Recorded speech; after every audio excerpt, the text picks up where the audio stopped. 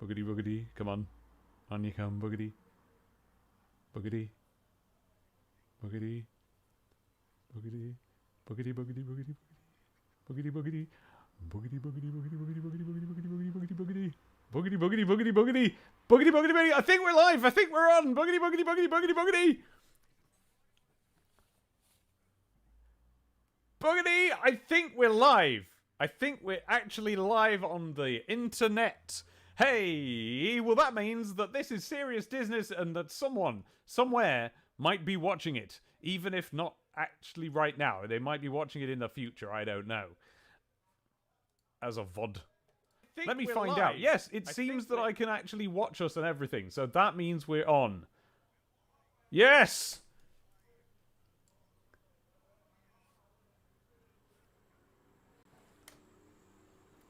Yeah.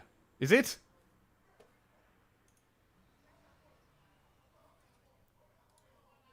Yeah. Oh. Sweet. I mean, yeah. Yeah. By our standards, yeah.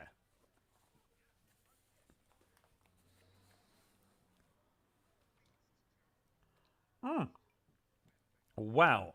You've been writing to us in your two. Oh!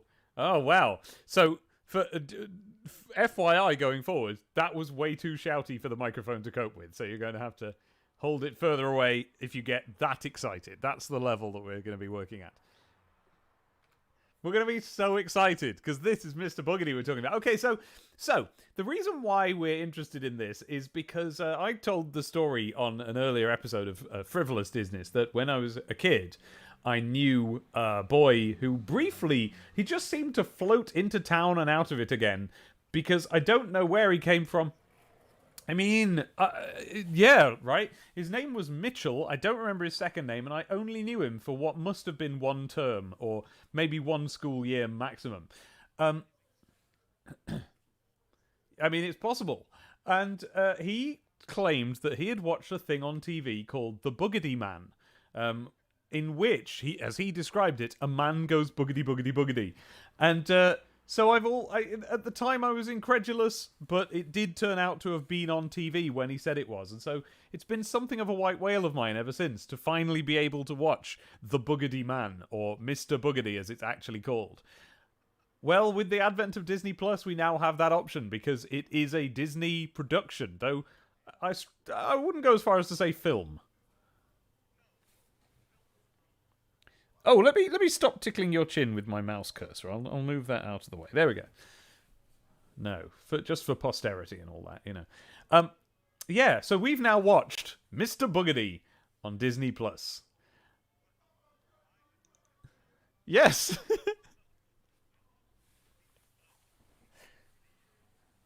Saga.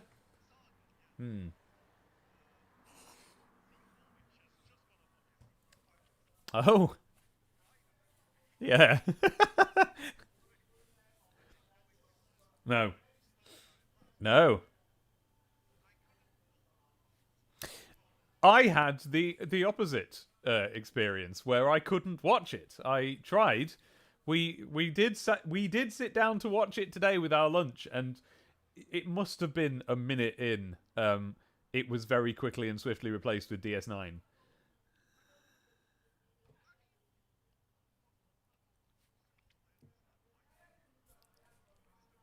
Yeah.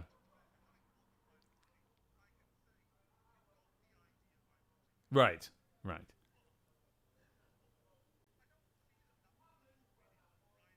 Hmm.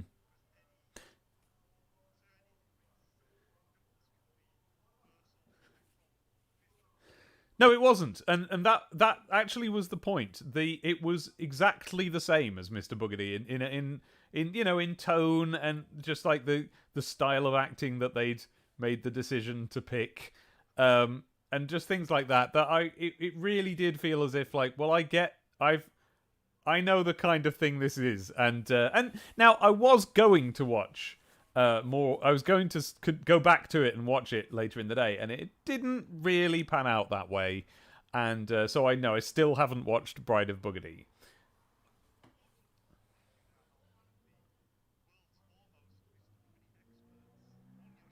Yeah.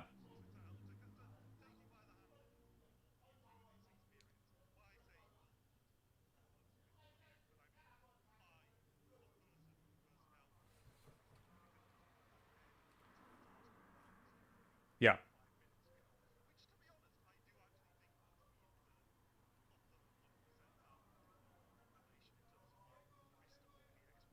Yeah.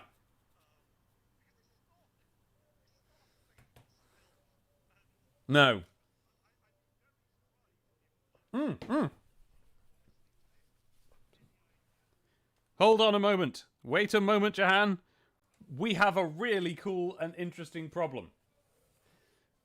Nobody can hear you. And I can see why. Yeah. That does make sense. So I can see why. The question is, can I change it? Let's see.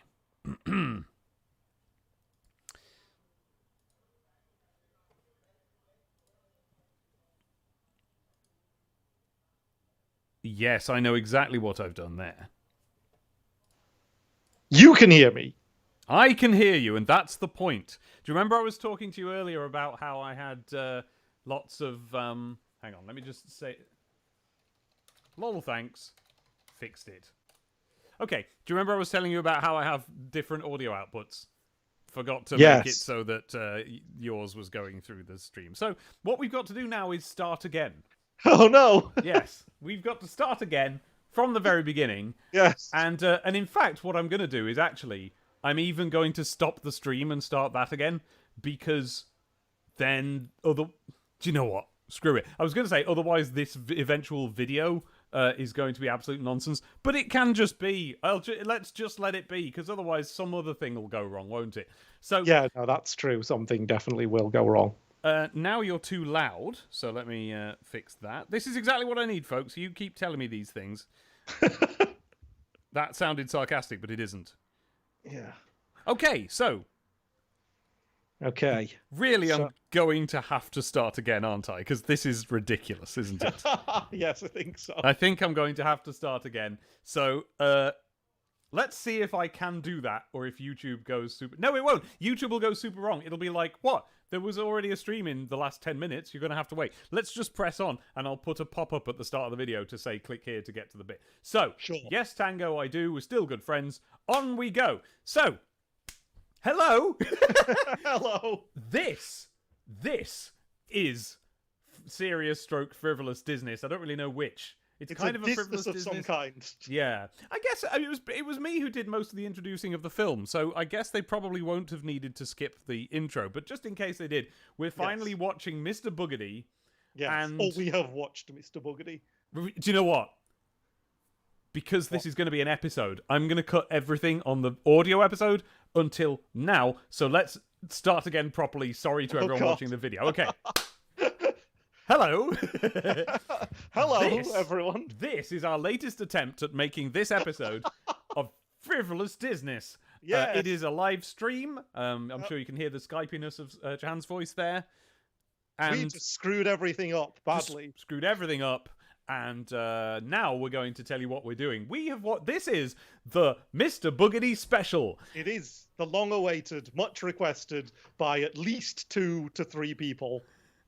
Mr. Boogedy's Disness special. Yes, because, and I have to say this all again, due to the attempt that didn't work a minute ago to do this podcast. We've already mentioned in a previous episode of the podcast how when I was about 9 years old, I knew a boy called Mitchell who breezed in and out like the wind from my school. He was there for a term, a year, I don't know how long, and he claimed to have seen a program on the television called The Boogedy Man, about a man who goes boogedy, boogedy, boogedy, boogedy, boogedy. And I which didn't sound to you at the time like a film. No, and I basically believed him, though, but my dad was more incredulous until we looked it up, and it did turn out that the film did exist, but it was called Mr. Boogedy, not The Boogedy Man. And so for those, however many, 30 years it's been. I don't know why I went so quickly from 6 to 30. Do Where you know 6 how came old from. you are? I absolutely do not. But in the intervening, what must be, not long under 30 years, nearly said 6 again. Don't know why I keep trying to say 6. I've been wanting to watch this film. It has been something of a white whale of mine, and now with Disney Plus, we have finally watched it. And I think We have. that We is have more or less all of the intro you need. Except that, and this is what Jahan was trying to say before I turned his audio on, he has gone further than I have in watching, because what I did was I watched Mr. Boogedy. Yes, because that's ultimately all you could stand to Yes. do. But I went a step further and also watched the sequel, Bride of Boogedy, which I only relatively recently discovered existed and was only relatively recently added to Disney Plus anyway. Yeah. So in doing so, I've gone completionist on the Boogedy saga, and now I'm considering myself to be maybe in the top 1 percentile of global experts on the Mr. Boogedy franchise, full stop, because I've seen both films and read an article about it not 5 minutes ago. That's quite advanced. Yes. I'm sure most people will agree. Oh yeah, I'm an advanced Boogedyologist Yes. at this stage. So this is going to be an interesting experience for everyone. Maybe more so than the experience of watching the film Mr. Boogedy, which is a weird film. Before we screwed everything up, Yeah. you seem to balk or stop short of describing this as a film per se. Yeah, well, that's because, yes, when I started it up and saw that it was this film, this hallowed film that that I've really been waiting all my life to see, that was only 45 minutes long, and very definitely not just 4:3, but quite natively 4:3. You could tell was how it was supposed to look. It looked like old TV. So I looked it up, and sure enough, it's old TV. It's an episode of the Disney Sunday Afternoon. And then probably they will use the word movie, but that would be a stretch. Yeah. In fact, it was, according to the knowledge I have just gleaned, it was a failed TV pilot. Pilot? Yes. I don't know what it was they thought was going to follow on from this. No. But the idea is that it was going to be a pilot of some kind. So, well, the background to this film, quote unquote, is it was originally pitched and written as more of a kind of a, well, not adult, but not kids horror comedy called Cheap Thrills, which would have been like an Airplane style parody of horror movies. And they pitched this to Columbia Pictures, and it was supposed to star Cheech and Chong. Right. So this was supposed to be a Cheech and Chong movie, but that project fell apart when they were pitching it to the studio, and they were pitching it as like, they were pitching a scene that was going to parody The Exorcist, where they were going to bring back Dan Aykroyd. As I was watching this, I was like, this is like an alternate universe's attempt at making the Casper movie. It's a very similar premise. I mean, in a sense, but no, they were going to bring back Max von Sydow, the now late Max von Sydow, to parody his role from The Exorcist. Casper would have done well to do that, I think, but unfortunately, they went with Dan. The studio head that they were pitching to was quite a strict Catholic, so they offended him by doing that. So the project fell apart, and then Disney called up and were like, "We'll take that, but just tone it down and make it for kids." Right. So this was going to be a different. This isn't Disney. This was a production studio who wanted to make a horror thing, and Disney went, "We'll have it," and they must have gone, "Okay." Yeah, I mean, basically, that's what it sounds like. And then they were, Disney were like, "Can you make it the kids' version of that?" Yeah. And they're like, "Yeah, all right." And then they did, and it was a made-for-TV movie that was, like I say, it has been described as a failed pilot, and I just don't know what it was a failed pilot for. Well, once we've told them what the plot is, then we'll try and figure out between ourselves what that could have been. Yes. Because now, by the way, I was very disappointed by what this film turns out to be. Not because of, its low production standards and things like that, values, Yes. but because I knew in my heart that this wasn't what Mr. Boogedy was. But I've always seen Mr. Boogedy as a sort of just a bloke who I always pictured it because his name was just Mr. and then a silly noise. Because again, to anyone who hasn't heard the previous episode, I want to make it clear that when I was told about this, I wasn't privy to the contextual information that I think a lot of you listening now will be, which is that Boogedy is the sort of noise that a very, this sort of thing, a family-friendly TV special might give to a ghost to make. It's a sort of a Halloween-y noise, Boogedy, in America. The Boogedy Man and so on. That was not anything I was aware of here in the UK. That is called the Bogeyman. And also, just Boogedy was just a silly word, as far as I could tell. So the idea of a man going around going boogedy, boogedy, boogedy, it didn't have any connotations of that man being haunty or ghosty in any way. Or a boogeyman. No, no. So I thought he was just a man who went boogedy, boogedy, boogedy, boogedy, boogedy in the way that, well, there's no real equivalent, but it's just... I know, yeah. Well, I was trying to figure out where you were going with that. In the style of In the style of... It's just a silly noise that this person, in my mind, was going around making. So it was funniest, in my mind, if he was a straight-laced, like just a man in a suit with sensible hair, just going around going boogedy, boogedy, boogedy, boogedy, boogedy, boogedy, boogedy, boogedy, which is very much how Mitchell described it to me. He didn't mention him being a ghost or anything like that. I think what happened was he went immediately off on a flight of fancy, noticed what I was engaging with, and just delivered that. But he tailored his pitch according to the audience. Exactly, and so he was talking about a film in which a man goes round going boogedy boogedy. That is not only is that not what this film is, but like he barely goes boogedy boogedy until the last couple of minutes. No, I don't agree with that. I feel that he's only in it for the last couple of minutes, but for almost the entire duration of those last couple of minutes that he's in, he's primarily saying boogedy, boogedy, boogedy. Yes, and I agree with that, but I include his non-appearance in most of the film in my complaint that he doesn't spend most of it going around going boogedy boogedy. Because to me, by the way, what I would have been satisfied with was just literally a film in which a man goes around. Like, I mean, honestly, I'm sort of thinking of like Mr. Bean.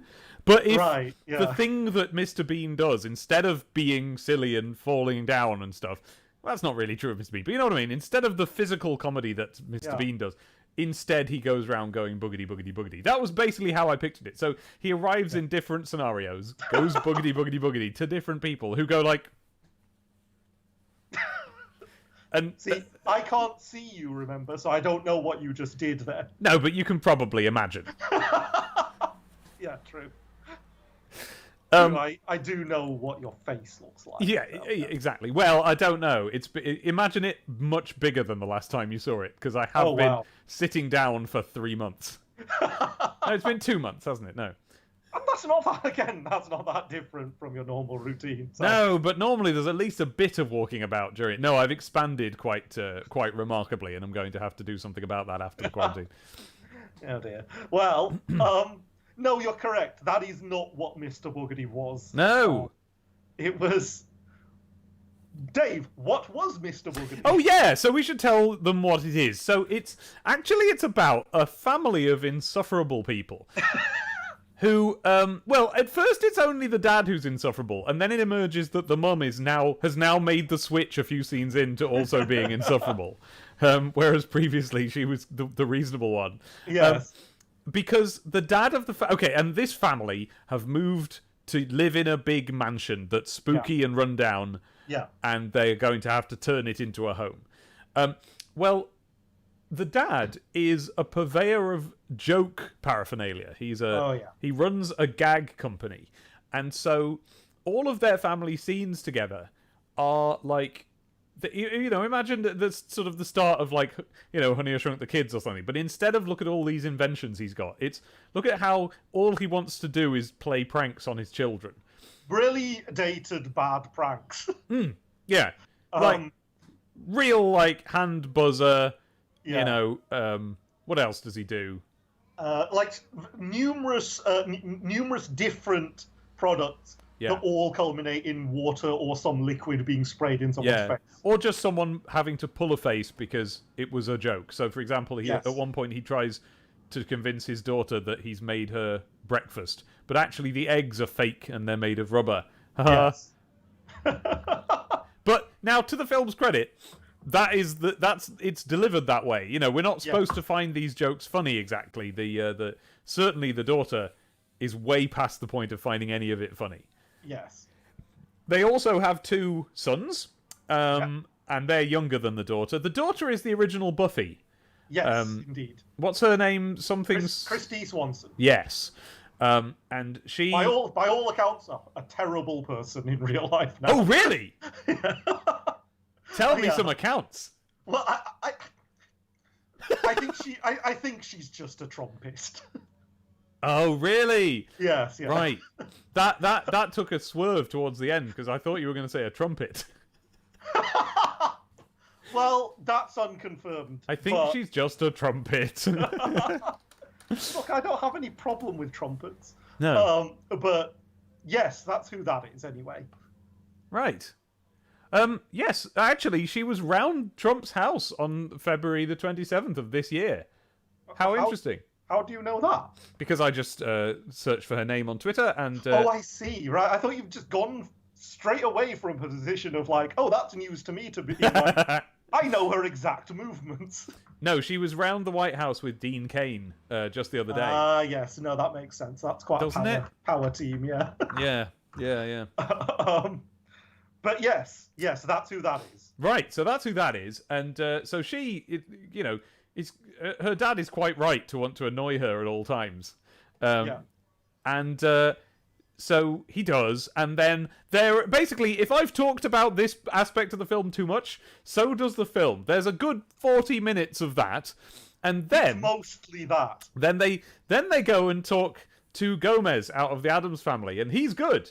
And he's got big eyebrows and moustache. And he says, oh, there's ghosts around your house. And he tells them the story of a man who used to go boogedy when he was a man, before he was a ghost. And everyone hated him. Yeah. And he didn't go boogedy in the funny way that I like. He went boogedy in a rubbish, stupid way where he was trying to scare children away. So he says boogedy, boogedy. And they go, oh, and they leave. And I don't think they go, ah, and leave. They go, oh, and they leave. And... like this is in Pilgrim time. In Pilgrim time, yes, good point. And they have the hats and everything. And actually, this bit is delivered in quite a imaginative way, where he's showing them in what amounts to a pop-up book the story, and it keeps cutting to footage of it happening, but still a pop-up book. They've got these sort of drawn-on backgrounds and stuff. Well, I thought when they did that, they were going to go into like a lavish animated scene, and then moments before they did that, I remembered, wait, this is Mr. Boogedy. They definitely don't have the money to do that. No. And indeed, it was just actors stood in front of cardboard cutout style backgrounds, but it still looked all right. You know? It was like, one of the more interesting bits, wasn't it? Yes, agreed. Yeah. Well, he more than anything, he wanted, and they keep saying this, he wanted this particular maid, and like. I guess did she just like settle for him in the end? I think she did marry him. No, she definitely didn't. Right, so that wasn't his son then. No. Right. No. Right. No, so not at all. Oh yeah, no, that's right. Yeah, she already had a son who had like a cold. Yes, and she was a widow. She was the widow Marion. That's right. That's right. And that's why I'm calling her a maid, because I'm thinking of Maid Marion. Yeah. There So I beg pardon, ignore everything I've just said. A nearby widow who had a son, Mr. Boogedy was like 4, so he made a deal with the devil. Literally Satan. Yeah, who appears in the thing, grinning all over his face, and he makes a deal with him, and Satan goes, brilliant, I will help you to get this woman. Here's a magic cloak. And it's ambiguous how that would help. I know, yeah. I thought that as well. It's like... Because, when Gomez is talking about it, it's like, he got this cloak that would give him power, and in doing so... But I then feel like he elides over the part where that would help him marry a woman. Yeah. And indeed it doesn't, because... Yeah. Indeed, what happens is, well, I can't exactly remember, but he blows up his house by mistake somehow. Yeah. But like he just vaporize. They say blow up, but also they say it just disappears out of the world. Like he does some magic. It goes wrong. The house is gone. Why was she and the child just hanging around it or whatever? Or were they not? I don't know. Had he already kidnapped the child at this point? Oh, did he kidnap the child? You see, I sort of got that impression. I was so bereft of anyone going boogedy boogedy that I obviously didn't pay much attention. Yeah. But yeah, he basically kidnapped this woman's child. Right. Whilst being a magician. Yeah. In order to something, and then she would marry him. Yeah. And basically, Mr. Boogedy is like, as it turns out, is a horrible incel. Yes. And, like, kidnapped this lady's child with his magic. Not using his magic cloak. No. He separately had a magical cloak. Yeah. Which didn't. Do we ever find out what it does? Well, he does magic with it. If that's what it is, it just makes him able to do magic. Yes, it does. Right. Because the fact that when he does magic, he's a ghost. To me, that is a way you can do magic, I guess. No, the cloak is, I think, integral to some degree to the magic he's doing. Yeah. But so, spoiler, he becomes a ghost. Yeah. And the house, remember, was destroyed. So they're not living in his house, but other houses and other spooky mansions have been built on top of it, and they're all haunted by Mr. Boogedy. Yes. And so these two, and the widow and the child. Yeah, so up till the point where they're told the story, Christy Swanson has been hearing child sneezing noises and seeing spooky ghost things. And then she goes and gets the story of Gomez, and then sort of like a bit of spooky ghost things happens, and it kind of convinces the family that there's spooky ghosts there. Yes. There's a full, like a substitutionary locomotion scene that kind of makes them scared. Yes. And then the mum goes outside at some point during a. Oh no, they're camping out because they're too scared to sleep in their beds. So they camp out, but indoors. They're camping in, and so that basically they're all sleeping in the same room. But the mum gets up for a midnight 4-course meal. She piles up. Yeah, right. She piles a plate high with American slices of cheese, which she individually unwraps and laps out of the packaging. She's just going to eat these gross packaged sandwich slices. Like she was eating an entire bread roll. Yeah. It looked like there were bell peppers in there. Yeah, there was all sorts. She had prepared a meal for a midnight snack. It was ridiculous. I thought, because of the way the scene was lit, I thought it was early in the morning. Yeah. So she was getting ready to prepare breakfast for everybody. Oh. But no, I don't. That's what I thought, but I don't think that actually panned out as being the case. I think she was just going to go to town on this entire, just random selection of fridge things in the middle of what turned out to be the night. Yeah. So, and while she's at this, she notices a ghost outside, and she goes to have a look, and it's the ghost of Marion, who goes, and she goes, oh no, what's up with you? And she goes I can't go and see my son because of the magic. I'm trapped. And she's like, no, seriously, come in. You can come in my house. I think you're really cool. And she goes, no, I can't because of the magic. It means I can't be with my son and he's got my son. Help. So now they all believe. So the mum's like, oh, fair enough. I'll help out with that. Yeah. So then, what happens between then and the actual Boogedy encounter? And have we had the bit yet where, weirdly, for some reason, they light the dad scarily? Do you remember that bit? The kids were playing downstairs, and they had, I think, an encounter with the ghost boy. Yeah. And I don't know if it's this bit. No, they were just playing downstairs. They haven't had their final encounter with the ghost boy yet, but they think it's a bit spooky down there. And then the dad appears at the door to go to tell them to come upstairs, and he's not lit from the waist up. It's a proper his face is in shadow, and he's like, oh yeah, come upstairs, boys. And they're like, don't want to, Dad. And he goes full name of boy, come upstairs. It's really weird. So that happens. Yeah. But how do we get?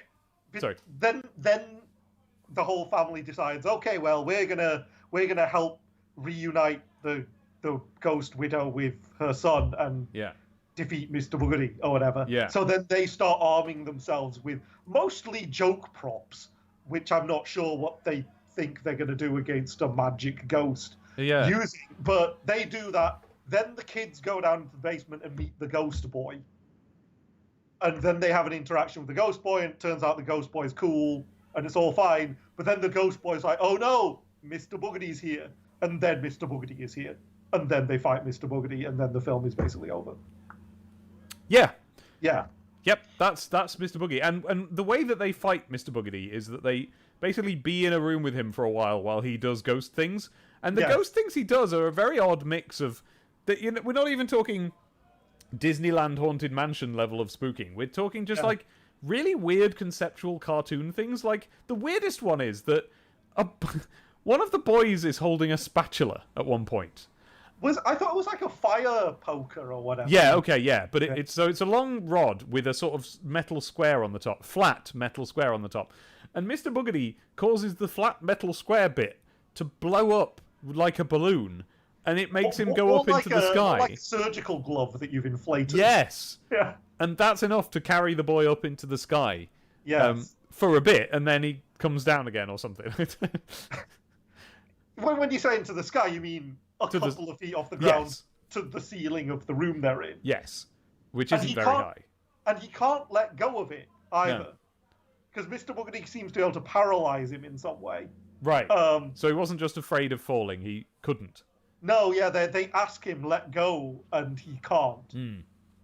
And then he paralyzes other... That's the thing, the things Mr. Boogedy is doing, whilst throughout, I should say, saying boogedy, boogedy, boogedy. Boogedy, boogedy, yeah. But not the fun way. He's going boogedy, boogedy, boo! And it's rubbish. Yeah. Yeah, he's saying it as though it's threatening. Yes, that's exactly my problem. They don't know that it's a silly word. They think it's a scary word. Yeah, which it's not. No. And then they basically, by accident, hoover him up with a joke vacuum cleaner. Yeah, and it is a joke vacuum cleaner as well. What it is that this vacuum cleaner, it's established earlier on in the joke-doing scenes, there are many of them, where... So he goes like, can you turn the vacuum cleaner on for me? Oh, this is going to be funny. And they turn the vacuum cleaner on, and instead it turns out that instead of a vacuum cleaner, it's a jack-in-the-box, and a clown pops out. But for this scene, it is a vacuum cleaner again, because they use it to vacuum up his cloak. Yes. And then, having done that, it's a jack-in-the-box again. But now he's the jack-in-the-box, in a way. In a way, yeah. In a way. Sort of, yeah. and then the film is basically over. That's the film.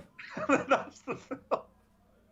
And, like, one of the things that occurred to me about this, it's more of a kind of a holistic thing that, about than it is anything specific. Because honestly, there's not that much to say. No, it turns out that this is not something you can make an entire episode of a podcast about. But we'll give it a go anyway. So, like, the things I found interesting about it, apart from the general discovery of what this is, and just the odd grab bag of assorted people who are in it, all of whom are kind of people you might know from other things. Yeah, just sort of vaguely here and there. Yeah, like the most known person is, as you say, John Astin. Yes. When we say Gomez, we mean 60s TV Gomez. 60s TV Gomez, who, against the grain, is my Gomez, and I do accept movie Gomez, but I don't think he's as good. Right, yeah. But he's very good. I mean, he's always good when he shows up in things. I love John Astin. Yeah, just anything he's in, I'll watch, for sure. I was delighted to discover he's still alive. Still now. Yeah, I know, somehow. When he's like 1,000,000 years old. Yeah. But he has not died. Presumably being 1,000,000 years old doesn't diminish his persona in any way and can be used, to bolster it. You'd have thought so. I don't think he acts that much anymore. No, I don't think he acted that much then. I think that's what he's like. Yeah. But yeah, he's a welcome person to turn up. And like everyone else, is people who just randomly have credits in things you'll have heard of, but you probably won't remember them. Like the dad, I think he was in The Thing, for example. Oh, really? Yeah. Oh no. Yes, he was. I did look him up, and Right. and he was. Yeah. The mum she's in stuff that I've not seen. Same. She's in Veep and that, isn't she? Maybe. Yeah, I think that might be correct. I haven't seen Veep yet. I have seen the thick of neither. it, which she's also apparently in, but I don't remember her from it specifically. Really? Okay. But yeah, no, so she's that type of person. Sorry, not the thick of it, not the thick of it. I mean the film. What's that called? In the Loop. Yeah. Yeah. Who else is in there? Obviously, there's Christy Swanson, Uh-huh. and then there's the older of the two kids, David Faustino. Yes. He's in a bunch of stuff. I think he was on Married with Children, but what I know him for, he was the voice of Mako in The Legend of Korra. Now, which one was Mako? The boring one. So, which one? The boring, straight-laced man. Right. Like the one who was the love interest in the first season of Legend of Korra. That one who's not that interesting. But, right. But hey, that's a role I know him for. Hey, sure.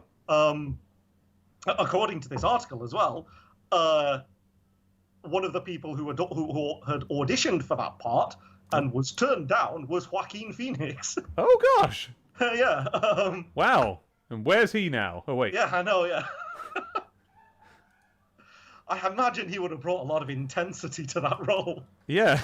Like he would have gone full method. He would have genuinely lived in Mr Boogedy's house for a year. And God, that would have been. Yeah, I can see why they turned him down. Because frankly, this is a weird film that exists in that kind of twilight zone of Disney productions that's it's not really a film, is it? No. But it's and I don't know what those are. I don't because Whoops. Oops. I just switched you off by mistake. Oh. You're back now. Am I back? Yeah, they could hear you. It was just the picture. Right. Carry on. Okay. Didn't know I could do that. Okay. Well, but yeah, growing up, we watch Disney films. That's why we're here. We're here because we watch Disney films. Yep. And what we watch are their animated films. Those are obviously the realest of the real Disney films that they could make. And then there's the big high-profile live-action films that they make. Yep. I mean, obviously, I'm talking about Disney, the family entertainment brand, rather than the broader studio. And so when I talk about live-action films that they make, I would be talking about your Mary Poppinses and stuff like that. And those are films in exactly the same way as one of their animated films. And then a tier below that, you've got the ones that aren't as real, but are still, you watch them and they're definitely still real films. I'm thinking you watched The Parent Trap recently, didn't you? Yeah. So that kind of thing. I today watched, just out of curiosity, I watched the original Freaky Friday, which also had John Astin in it. I'm there then. Great. It's good. It's pretty good. That's all the excuse I need to watch that. Yeah, I enjoyed it. I quite enjoyed it. I will actually watch the remake as well afterwards because it's just an interesting, fun idea that they have fun with. And you watch something like Freaky Friday, and it's very obvious that it's not aimed to be that level of kind of this is one of our big movies that will live in posterity forever. But it is a work of filmmaking. Everyone's there taking it seriously. Yeah. And it is designed to be an actual work of cinema to some degree or another.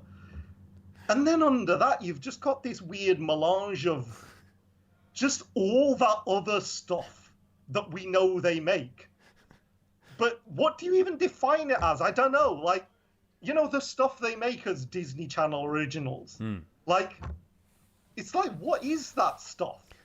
Is it I don't know. Who's it for? Do you know what? Do you get where I'm going with this question? Well, Sort of, except I'm only framing it in my mind in terms of exactly this Mr. Boogedy. Like, what other stuff would you put in this category? I don't know, like 90% of the stuff that you just see by browsing around on Disney Plus right now, say. Yeah. Like, for example, that weird film Can of Worms Yeah. that we were both recommended to watch after seeing Mr. Well, Boogedy. after seeing Mr. Boogedy, it filled up the screen with recommendations of that sort. And yes, I suspect, exactly. well, I suspect that is, I bet they're the same thing this is, which is like just something we made to fill 45 minutes on TV in the 70s or whatever. And now we own it, so let's put it up. It reminds me of... Honestly, what this reminds me of more than anything else is a couple of films which are other white whales of mine that I have been wanting to find since they were on, because when I was a kid, they used to be on quite a bit, or to the extent that I bumped into them being on twice each, and just by channel hopping or whatever. And one of them was called Under the Bed, and it starred Jenny out of Through the Dragon's Eye in a short film. Made for TV in British, in which she was aware. She became aware that something was under the bed, and then it turned out that there was a load of rubbish under the bed, and it was coming alive somehow, and it was turning into a monster, and she had to fight this monster made of rubbish, and that was that. And then the other one was called Our Dad's an Alien, and it's a problem because there's been called things like that. My parents are aliens. My parents are aliens. Yeah. And I don't know what this was actually called. It might not have been My Dad's an Alien, but it was something like that. That's what I always called it. Yeah. And it was about this family of two kids, I think, who found out that their dad is not just an alien, but like not an alien in the sense of like, I have to break it to you that I'm an alien. No, he was this big, like, pillow-looking beanbag thing that was, like, blue and had a stalk coming out of its head and a big, like, goggly eyes and a big smiley face, and it would go like, blah, blah, blah, blah, blah. And they had to, they had to navigate life with this dad who, under certain circumstances, would turn out to be this blobby thing. And, that, they both looked like Mr. Boogedy, things that were just made on, like, on film, but in the way that looks cheap rather than good, and doesn't fit on TV exactly, but certainly isn't a film, and just a really odd sort of production that there's no real reason to exist, and it's just and they all star the kind of person you just described. Yeah, they all star. Oh, that person who was this character in that other thing. You know, exactly. Like that's how you would describe any of their stars. Yeah, like. Someone like John Astin, that's probably the highest caliber of star. They were amazed they got him, yeah, that you could possibly hope to attract to a project like this. It's like he's in some sense a name. Yeah. Whereas everyone else is just, it's a that guy. Yeah. And it's a production that's the sort of the creative equivalent of a that guy. It's just a thing that you put out into the world. It doesn't feel like people do remember films like Mr. Boogedy fondly, but it doesn't feel like that's why you made it in the first place. No, I mean, we know in this case that why they made it was because they had either a program or a slot called the Disney Sunday Afternoon Movie or whatever it was. And so they had to come up with something every week to put in this. And I guess the thing of it being a pilot, that was probably just like, and while we're here, why don't we also pitch it as a pilot? Or, you know what I mean? Like, but then you did tell me that they were trying to make this even before it landed on Disney. So someone had a stake in this idea. Yeah, well, like I say, though, before Disney were going to make it, it would have been a Cheech and Chong comedy film. Yeah. And then that's a film. You know what I mean? That makes sense. Yeah. Whereas what Mr. Boogedy is, sort of isn't. No. It's just, it's just gristle. Yeah. And I'm glad you used the word gristle, because what it feels like to me is a particularly bad episode of Round the Twist, like from if there was a series 5 when they'd completely lost the plot and it was It didn't have any of the point of it anymore. It's like that. It's some people come to a house, there is something spooky there, and they go like, "Oh no!" and silly things happen to them. But like way worse, because Round the Twist was good.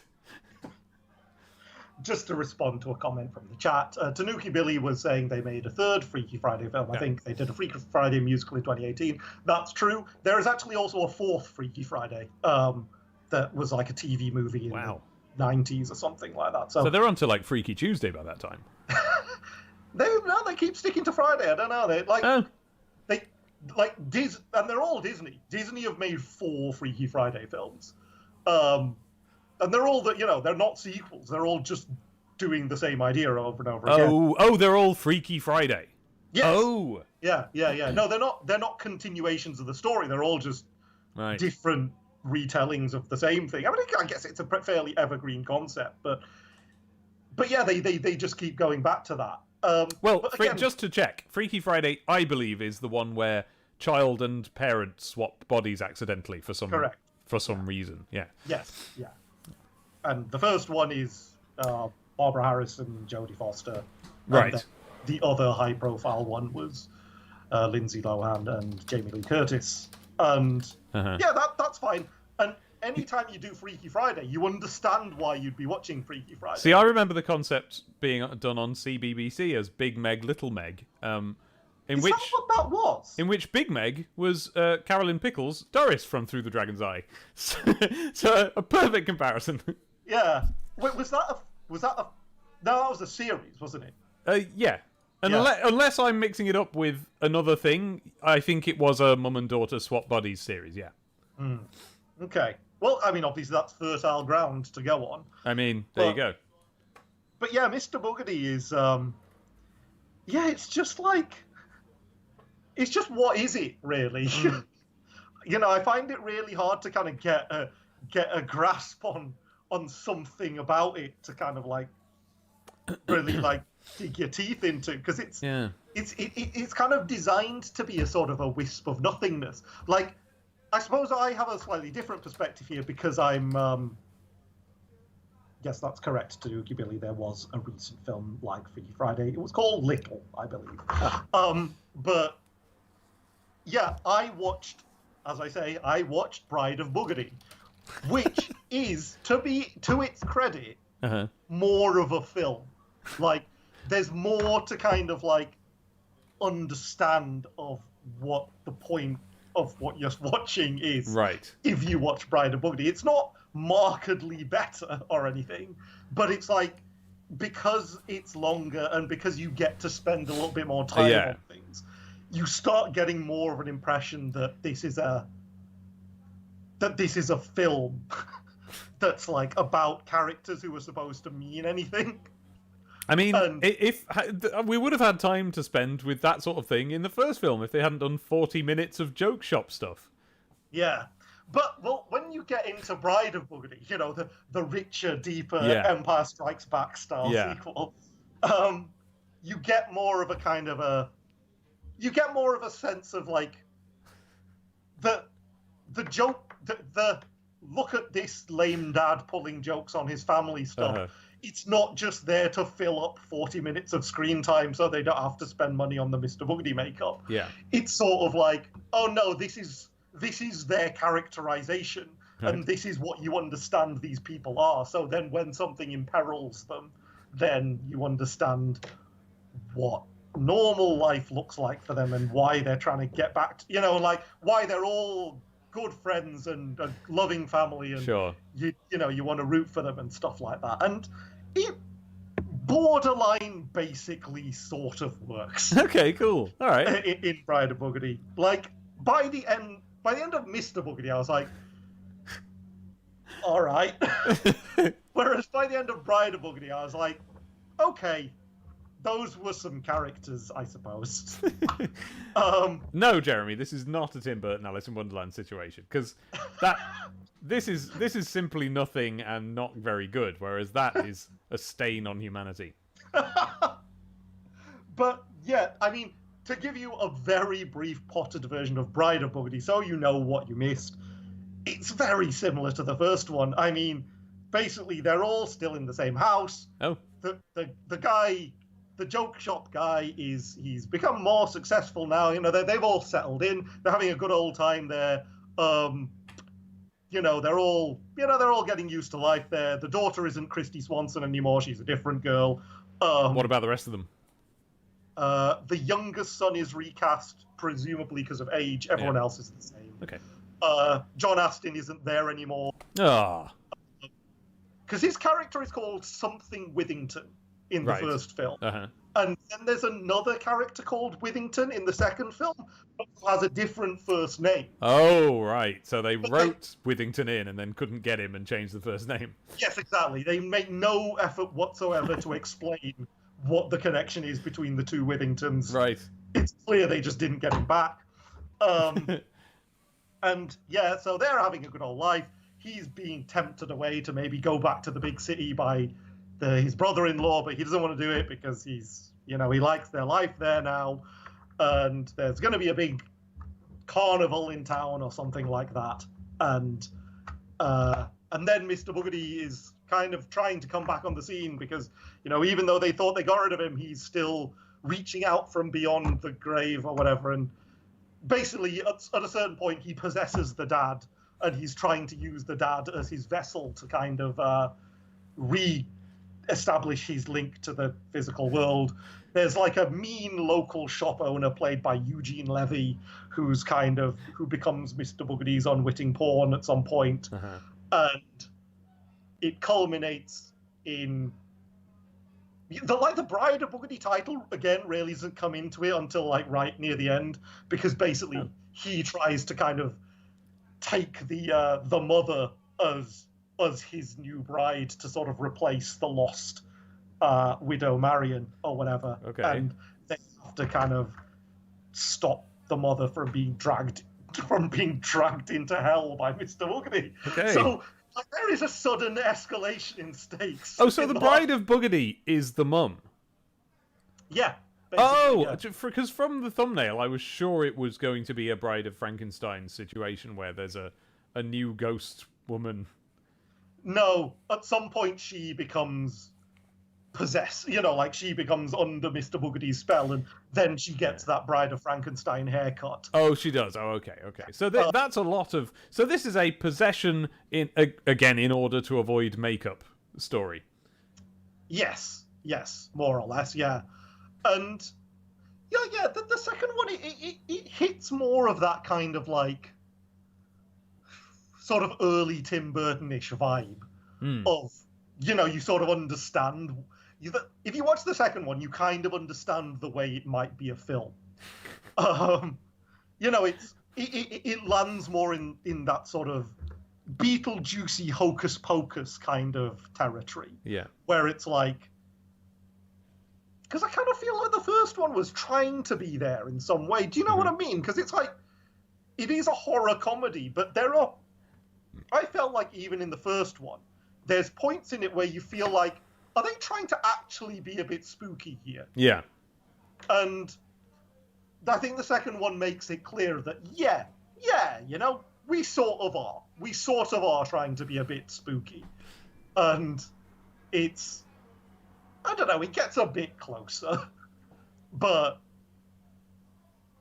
yeah, it's an odd pair of films. And it's very, very weird to me that they made the second one, especially that they made the second one at actual film length.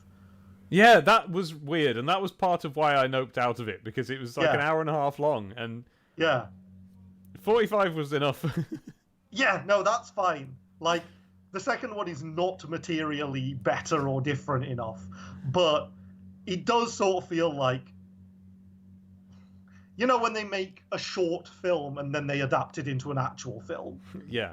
It's that kind of thing, except this time, when they adapted it into an actual film, they made it with the exact same people on the exact same budget. So it's not like it feels like, oh, this is the big budget Mr. Boogedy. This is the gritty reboot of Mr. Boogedy. This is Mr. Boogedy Goes Hollywood.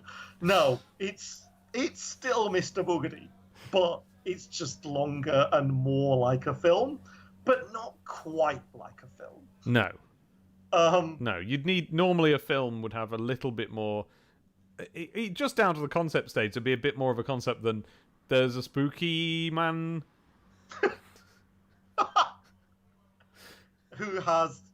He's got quite a Palpatine vibe. very Palpatine-y face, yeah. Yeah, and he electrocutes people from his fingers. Yeah. So very Palpatine-y. Yeah, he's got big Palpatine energy. The Palpatininess is palpable. To be honest, I think Palpatine, especially in his latest film, would have been improved if he'd gone boogedy boogedy boogedy. Boogedy boogedy.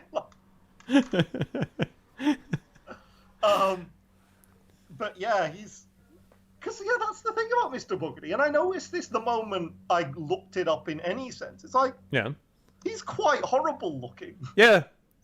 Like, he's genuinely, I think, if I'd watched it as a kid, I don't think because I have such a low threshold for any horror-related stuff. Mm-hmm. I don't know if I'd have gone for it. You know what I mean? Like, I don't know what your tolerance is for stuff like that. Like, now or then. I was into anything that I thought I was too scaredy cat for anything that was actually like a horror film. Yeah. But the things that I liked were the things that felt like they were, that I shouldn't have seen them and that they were spooky and that something was a bit wrong or too much in them. So I think actually that I think I was a horror film fan as a child, but I just didn't have a chance to test that. Yeah. I wasn't. Yeah. and I think I would have, if I'd seen Mr. Boogedy, I genuinely think I probably would have been too weak to withstand it. I think really, Mr. Boogedy you'd have been too weak to withstand the film Mr. Boogedy. Maybe I'm not giving myself enough credit, but I think maybe just because he's quite up, I think he's quite messed up looking. It does depend on it depends on what age you saw it at. Yeah, it certainly that's true. Yeah, and the fact that there is for not to me, but to a child, I think, a lot of suspense involved in waiting to see what he looks like. Because Christy Swanson does say he's got like a grilled cheese face very early on in the film. Like at least half an hour before you see him. Yeah, and then when he turns up, he's not comical looking. No. He just looks really gross. Yeah.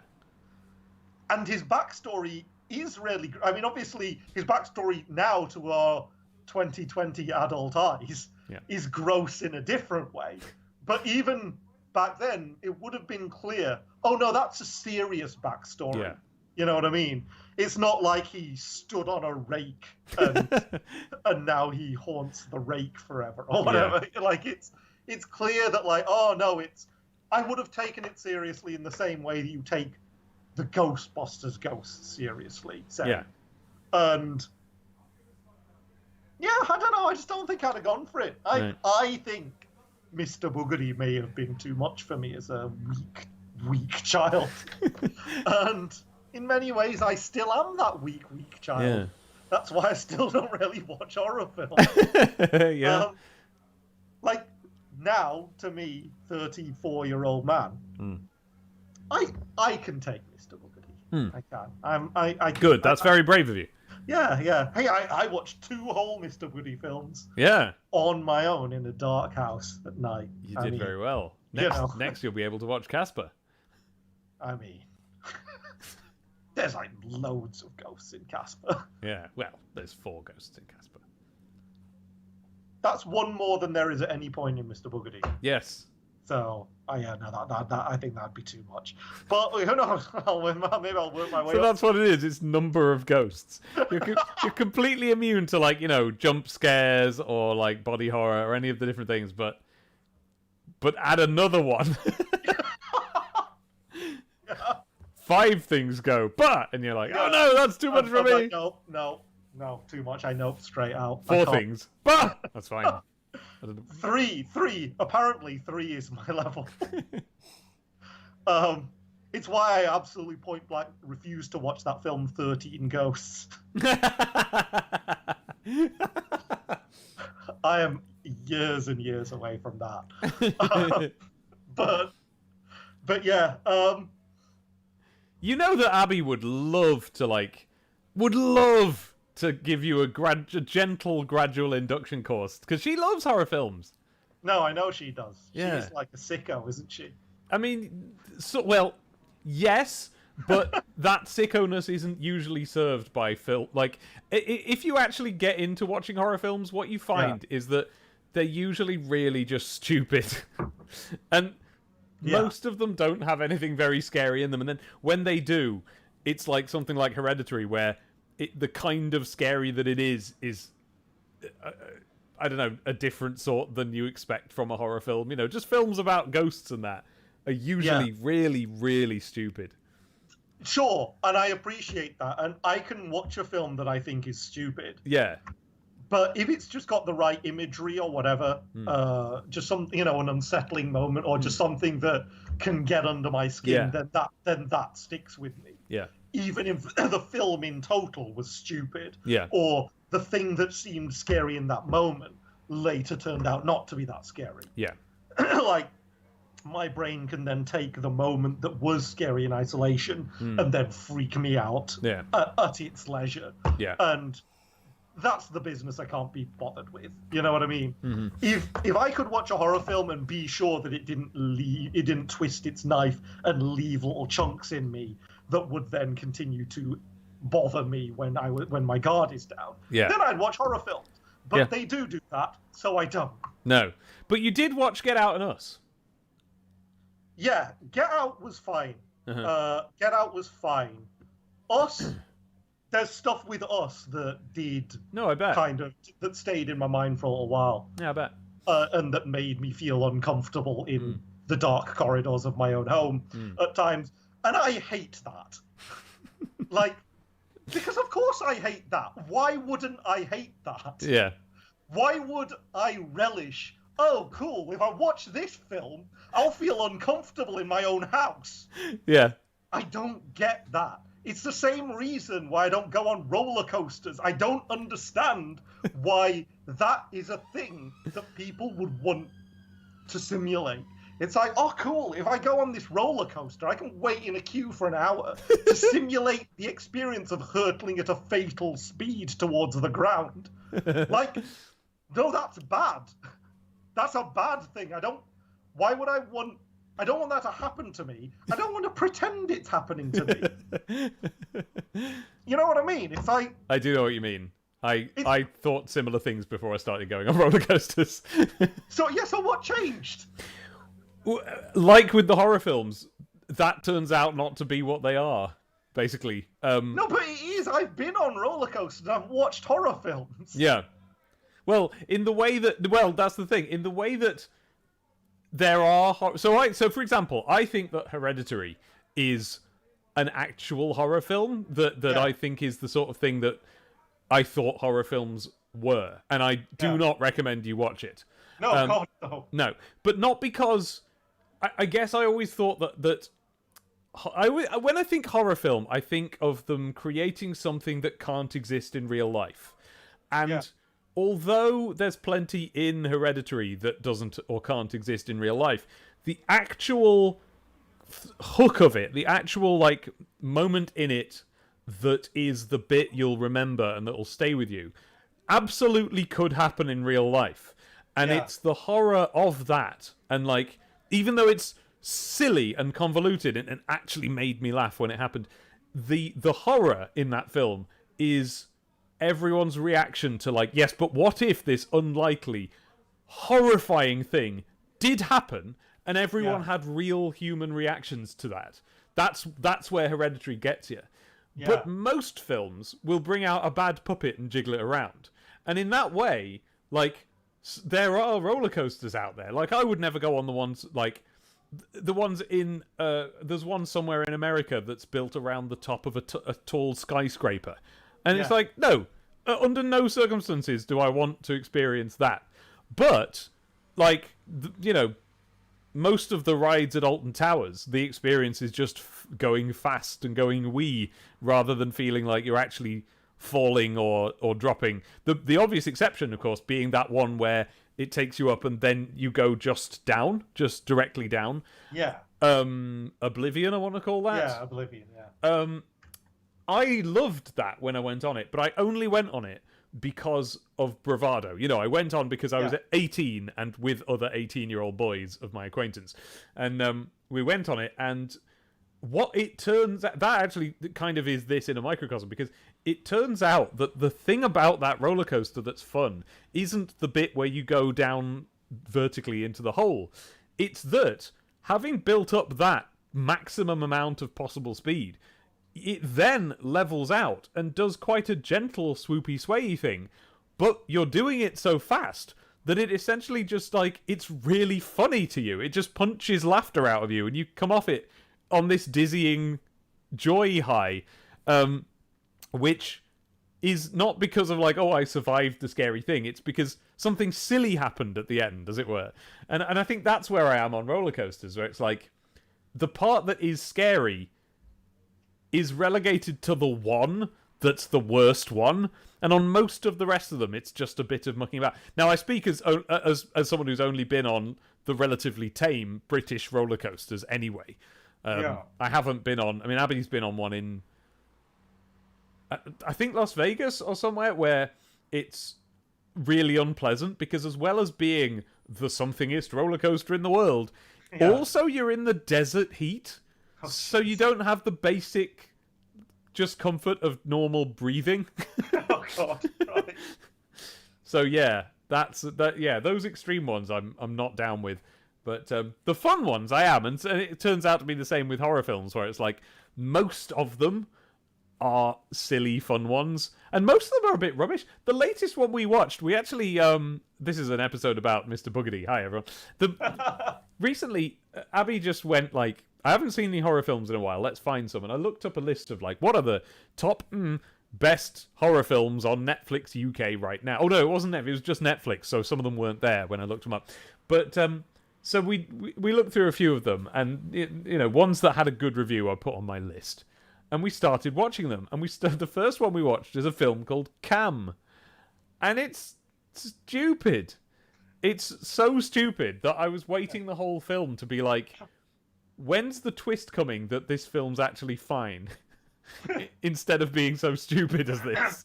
Yeah. And it didn't really come, because what Cam is, it's a film about a cam girl. I think this is a really good premise, actually, for a horror film. Here's the premise. Delivered, and I'll try and like make it sound good. A cam girl is doing sex shows, and then she's like, thanks guys, I'll see you again later, and she switches off, and then she just checks her own feed, and she's still on. And there she is, and she can see her own show. Yeah. It's on now, live. It's not a repeat. It's on. Yeah. But it's not her. But it is her to look at. It's identical. Yeah. And then now she has to deal with that. And how do you deal with that? What do you even do? And the film goes in a few interesting places with it. So, like, what your job is, being this cam girl, isn't something you're really out to your mum about. So you can't go to her for help. And in fact, most people you could go to for help, you don't want them to know what you do. So you're on your own. So you're isolated. And suddenly that's like a really good concept, I think. Yeah, no, that sounds scary. Yes. The problem is that it's just not. Because it's... First off, the film is so much more interested in showing you the cam girl bits than in showing you the horror film bits. Right. Okay. And it spends about as much of it, like, you know, it's a kind of a, you know, Mr Boogedy joke shop ratio, the amount that it shows you just her just writhing around and going like, hey everyone, I'm doing a sex show. And so that was an issue.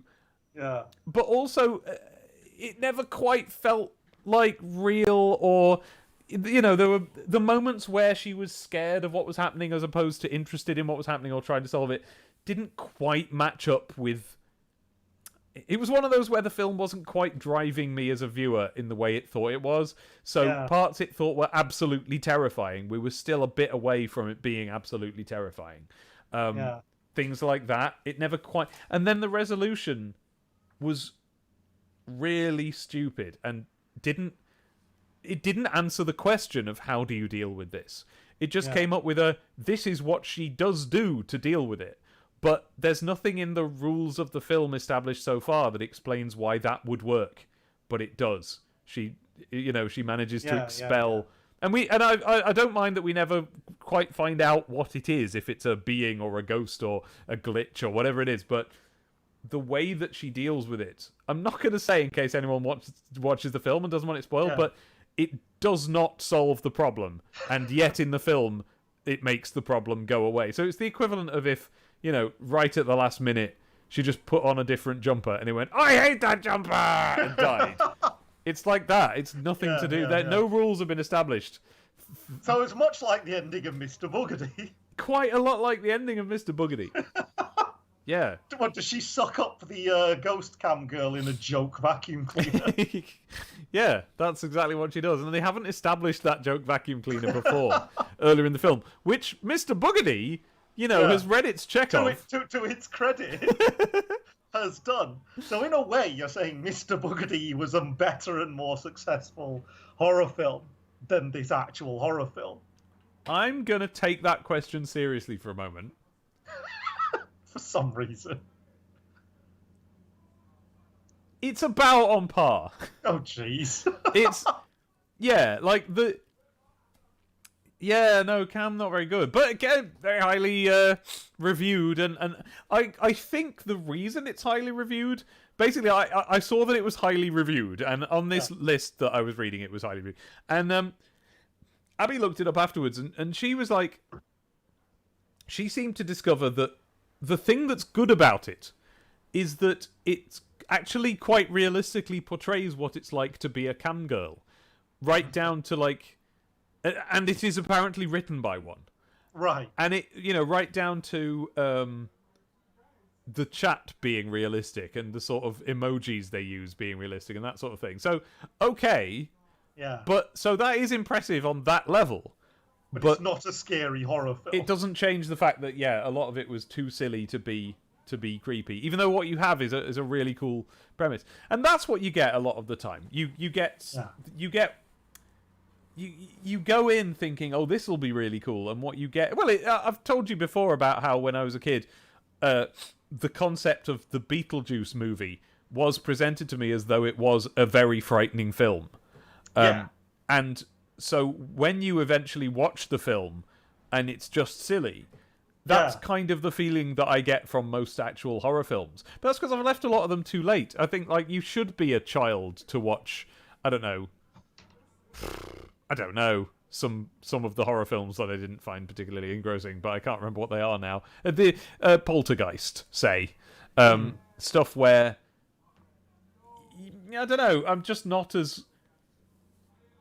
Okay, so I tell you what's a good example of this from my childhood was that in... I had a Spectrum magazine that had a review of a game based on a horror film.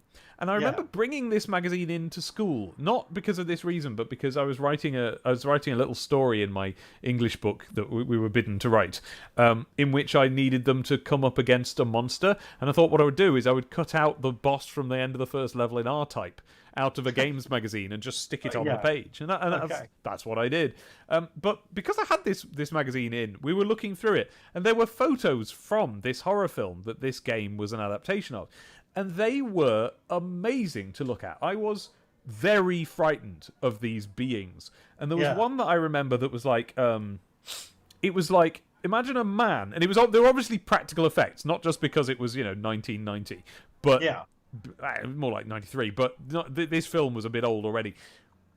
So obviously they were practical effects, but they looked like practical effects in this picture. It looked like a figure someone had made of a man stood there, really hunched over, with his head really low. I think my memory of it is that he might have even had a long downward stretching neck, with his face quite low on his belly, looking up at you, and it's this small face with piercing red eyes, and just something about the fact that the way it was sculpted, it just did look really, really scary. So I've always kind of wanted to watch this film. But unfortunately, what I've found out, to my great disappointment, is that it's not a horror film at all. The film is called Nightbreed, and it's some sort of... I don't really know what kind of film it is, but it's like about strange people who live in a place, and you come to find that they're actually not monsters after all, or whatever. Or something even more esoteric than that, where it's just about... It just comes to nothing. It's not a scary film about really frightening puppets. It's just about weird people or something. Yeah, it's a dark fantasy horror film. Oh, right. Written and directed by Clive Barker. Right, okay, so maybe it has an edge of what I'm looking for, but like, I've now done a Google image search, and there's nothing popping up on screen, anything resembling what I looked at in that thing. They look like Star Trek people. They're just people with knobbly faces. Yeah. Oh, here, I think I have found... Yes, I've found a picture of the guy that I'm thinking of, and I've now clicked the wrong thing, and it's gone away. Oh. Okay, yeah, I am now able to send you... Yes. A picture of the guy that I saw. But even in this picture, he's nothing like as scary as the one I remember. Which is weird, because like I remember it quite clearly. So I think I would have to... there's a link I've just sent you in the chat for this. Oh, jeez. You can see the practical effectiveness of it, and you can see why I would think that this would be a very frightening moment in the film. Yeah, agreed. Yeah, agreed. But his face just looks like a grumpy man's face, whereas the one I was looking at was proper monstrous. I wonder if there's a bit in the film where he goes all weird or something. I don't know. Mm. Anyway, never mind. My thing is, like I say, even if the film itself is not that scary, my imagination does a hell of a lot of work. Yeah. And yeah, I can scare myself off a film that I agree is a load of bollocks. Yeah. And also because I'm quite inexperienced with horror in general. Yeah. The cheap tricks work on me. Yeah. You know what I mean? Yeah. So like the stuff that should be eye-rolling garbage, where it's just like, okay, it's quiet for a while, and then they do the sting on the violins or the kind of discordant piano music or whatever. Yeah. Stuff that anyone else would just be like, oh, well, this is just stupid cliche bullshit. I'm like, this is stupid cliche bullshit that works on me. Yeah. You know? So I get the double displeasure of knowing that it's bad and then still being badly affected by it. Yeah. Like when I was like, again, a young warthog, youngish, and yeah, exactly. You know, a teenager and doing teenager things, and one of the things that we would do is go to the cinema a lot, right? And to see films that weren't my choice, and often those choices would be whatever the horror film was that time.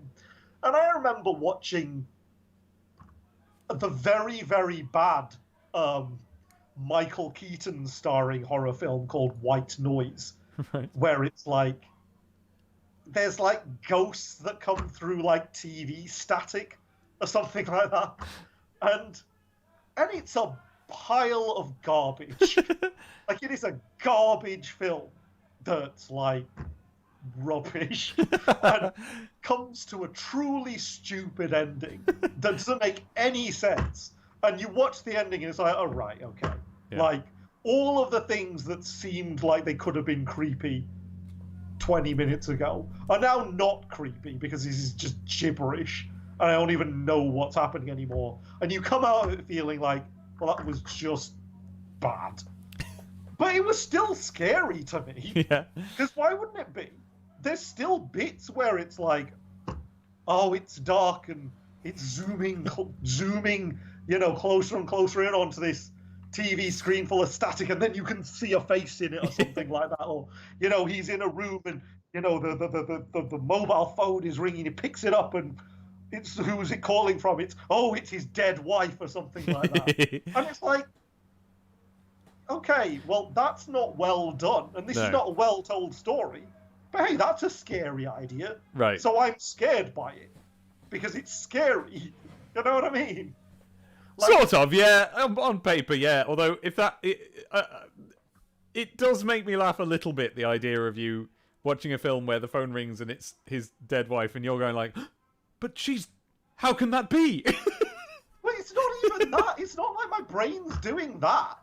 I'm not going, gasp. Yeah.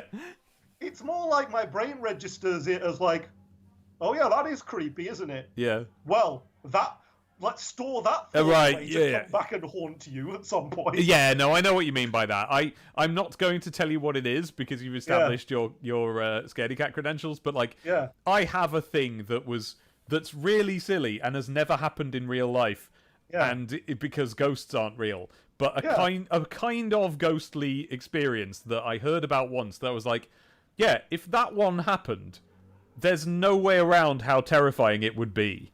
Even if in a film it would be stupid or something else. So I did have a phase in my 20s where I was like, I had to like get all my business done in a dark room very quickly. Yeah. Otherwise I'd start not thinking it would happen, but imagining what it would be like if it happened, so that then I would just start being jumpy and crashing into things and stuff.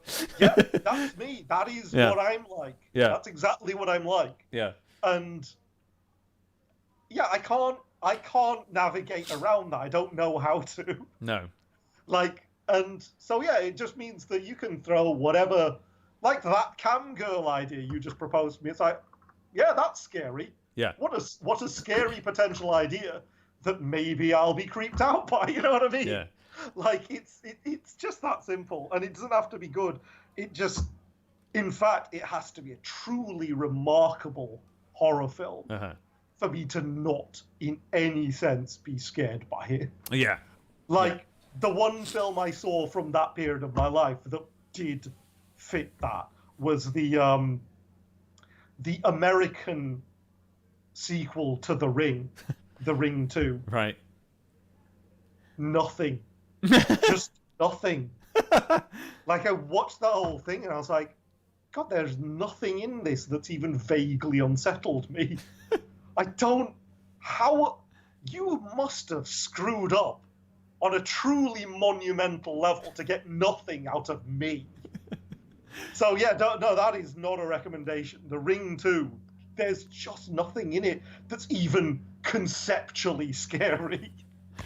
I am loath to recommend a different podcast on our podcast, but one has just started. There's only one episode of it, and we listened to it like either today or yesterday. Yeah. That's so perfect for you, and not because I'm trying to indoctrinate you into horror films, but almost kind of the opposite. It's called The Scaredy Cats Horror Show. Right. And what it is that I'm sure you've heard people recommending the podcast Reply All. Yeah? Yeah. Well, one of the producers or presenters or whatever of that, it turns out, is like a grown man, older than us, but who, in exactly your way, except without even the sort of, sort of film buff intellectual curiosity that I think you would have. Yeah. Simply does not want to watch any horror films at all. And who for whatever reason agreed to for a podcast.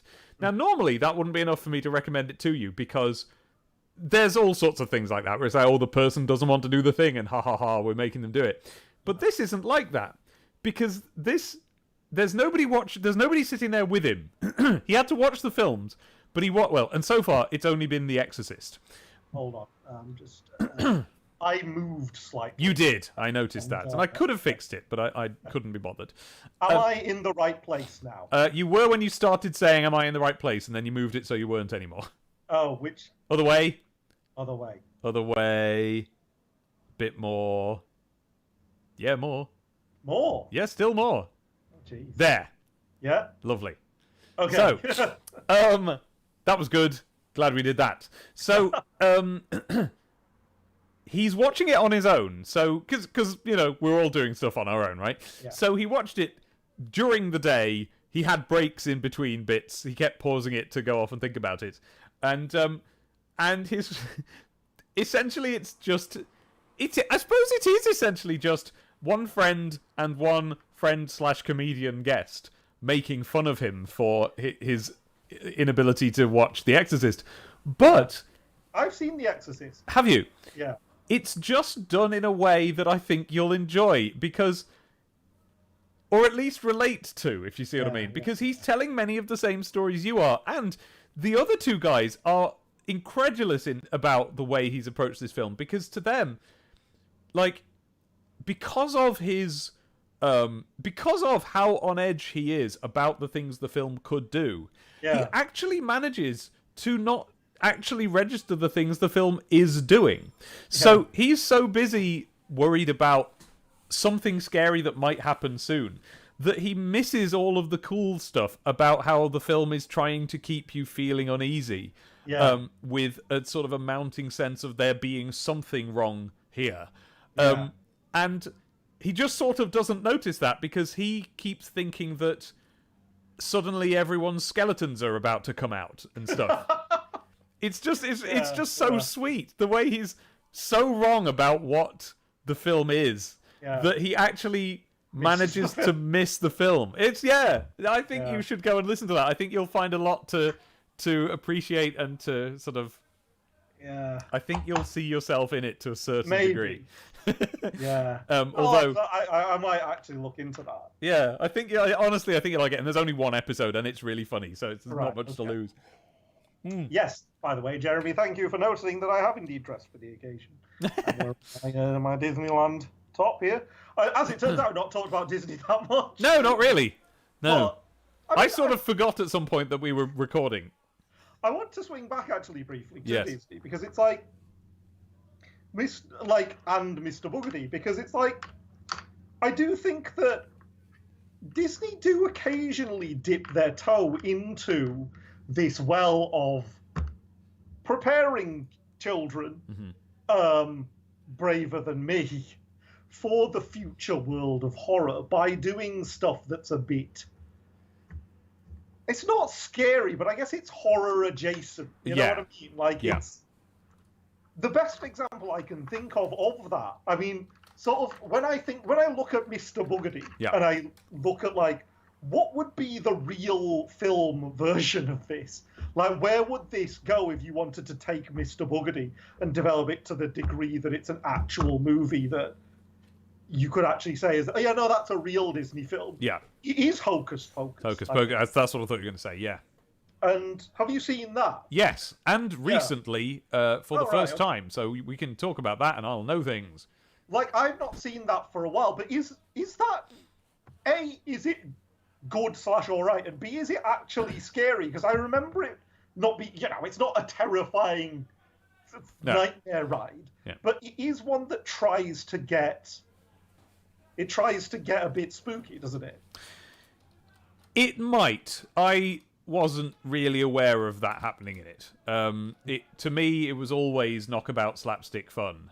Yeah. It could well be that it's got bits that kids are spooked by. I don't know what bits those would be, though.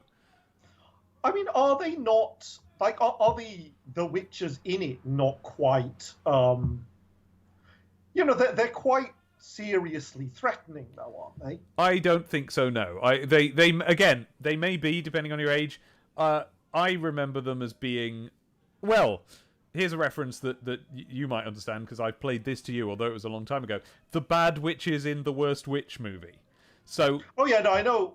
Wait, is it? Wait, what? Are you saying that the people in Hocus Pocus were in the Worst Witch movie? No. What? Oh, or are you saying that they are a similar level of scariness? Yes, I'm saying that their scariness consists of going, "Ee-hee-hee-hee, children, ee-hee-hee-hee-hee," and doing, and as they're going ee-hee-hee, they're always doing jokes. So they'll be like, "Ee-hee-hee, get off me, ee-hee," they'll be bumping into each other and silly things will be happening. And if you happen to be young enough that alone, just people coming towards you is inherently frightening, then maybe. There might be stuff I've forgotten. There's a scarecrow because it's Doug Jones that comes to life and is gangly. Right, okay. And it's got its mouth stitched together. So if that's the sort of thing that scares you, then, but it's also a scarecrow, so that kind of, that tampers that down a little bit. Maybe it might be. My impression of it, seeing it for the first time at 37, whatever it was, was that it was just, on par with Nightmare Before Christmas, say, in terms of scariness. Right. Yeah. Perhaps less, because that you could be scared of puppets. Yeah. So it's like it's playing with the iconography of horror without actually being horrific or scary or whatever. That was my impression of it. I would Yeah. defer to someone who'd seen it as a kid. Yeah. Because it's interesting that whole realm of like kids horror adjacent things. Because it's like it is a bit of a sliding scale, isn't it? Of like, yeah. Because you get obviously the stuff that's like, even though it is playing with stuff that is taken from the world of horror, the thing itself is not horrifying at all. Yeah, in the way that, you know, a pack of Halloween stickers is horror adjacent, but ultimately nobody thinks a child will be scared of it. Yes, exactly. Yeah, and that's where you get stuff like, I mean, you know, I'm just trying to think of the Disney example, the Disney equivalent of that. What's the Disney equivalent of that? Of what? Of the Halloween stickers style of horror themed thing. Well, Hocus Pocus. Like I said, I feel like Hocus Pocus is maybe a step above that. Like I think the Halloween stickers type thing is where you get stuff like the Addams Family or or your Hotel Transylvanias and stuff like that, where it's completely non-threatening. Right. And then you get something like Hocus Pocus where it's jovial, but the witches are still villains and they're still adversaries, and there's still like the idea that if they catch you, they will actually do something genuinely bad. Yeah, I suppose Disney don't dip too often into this. I'm tempted to say, you know, the Lonesome Ghosts or something, but that's an old Mickey, Donald and Goofy sort of ghost busting cartoon short, and even though that is definitely non-threatening end to end, just by dint of it being a very old recording, the ghost voices are quite creepy in that. Because it's old, and sort of, you know, I think it's it's something as simple as they put a pan round their mouths as they recorded the ghost voices. It sounds like that, but even that can be spooky. So I don't know if there's many, because there is spookness to be found in Nightmare Before Christmas. That's not completely unthreatening. No. But it's not designed to scare, per se, is it? Not to scare, but to have... I think my school was right to make the first years go and see Snow White, while we in the 8th year went to see... We grown-up 12-year-olds went to see Nightmare Before Christmas. I think it must have... Maybe it was a 12 or a PG. Yeah. I think that there's an edge to it. That's all it is. It has an edge to it. You're not going to have any nightmares about it, but if you're a very, very young, weak child, then you may find yourself a bit unsettled. Which I was and am. Yeah. Well, I mean, as Jeremy points out in the chat, though, I mean... I think there's parts in Snow White that are scarier than actually, yes, Nightmare Before Christmas. Yes, agreed, completely agreed. But definitely, that's not because. But is Snow White trying to be scary in that? You know what I mean? Yeah. Like how bits of it are. I think that I think the witch bits they were trying to thrill a general audience with, and the tree bits, you know. But are they? I still don't know whether I would look at them and think of them as, oh, those are horror bits. Well, the bits with the bit in the wood with the trees, that's a horror bit. Yeah. No, I can see that. Yeah. I can see that, and I think there's horror. You know, you could probably say there's horror bits interspersed with a lot of, especially Disney films of that era. It's just.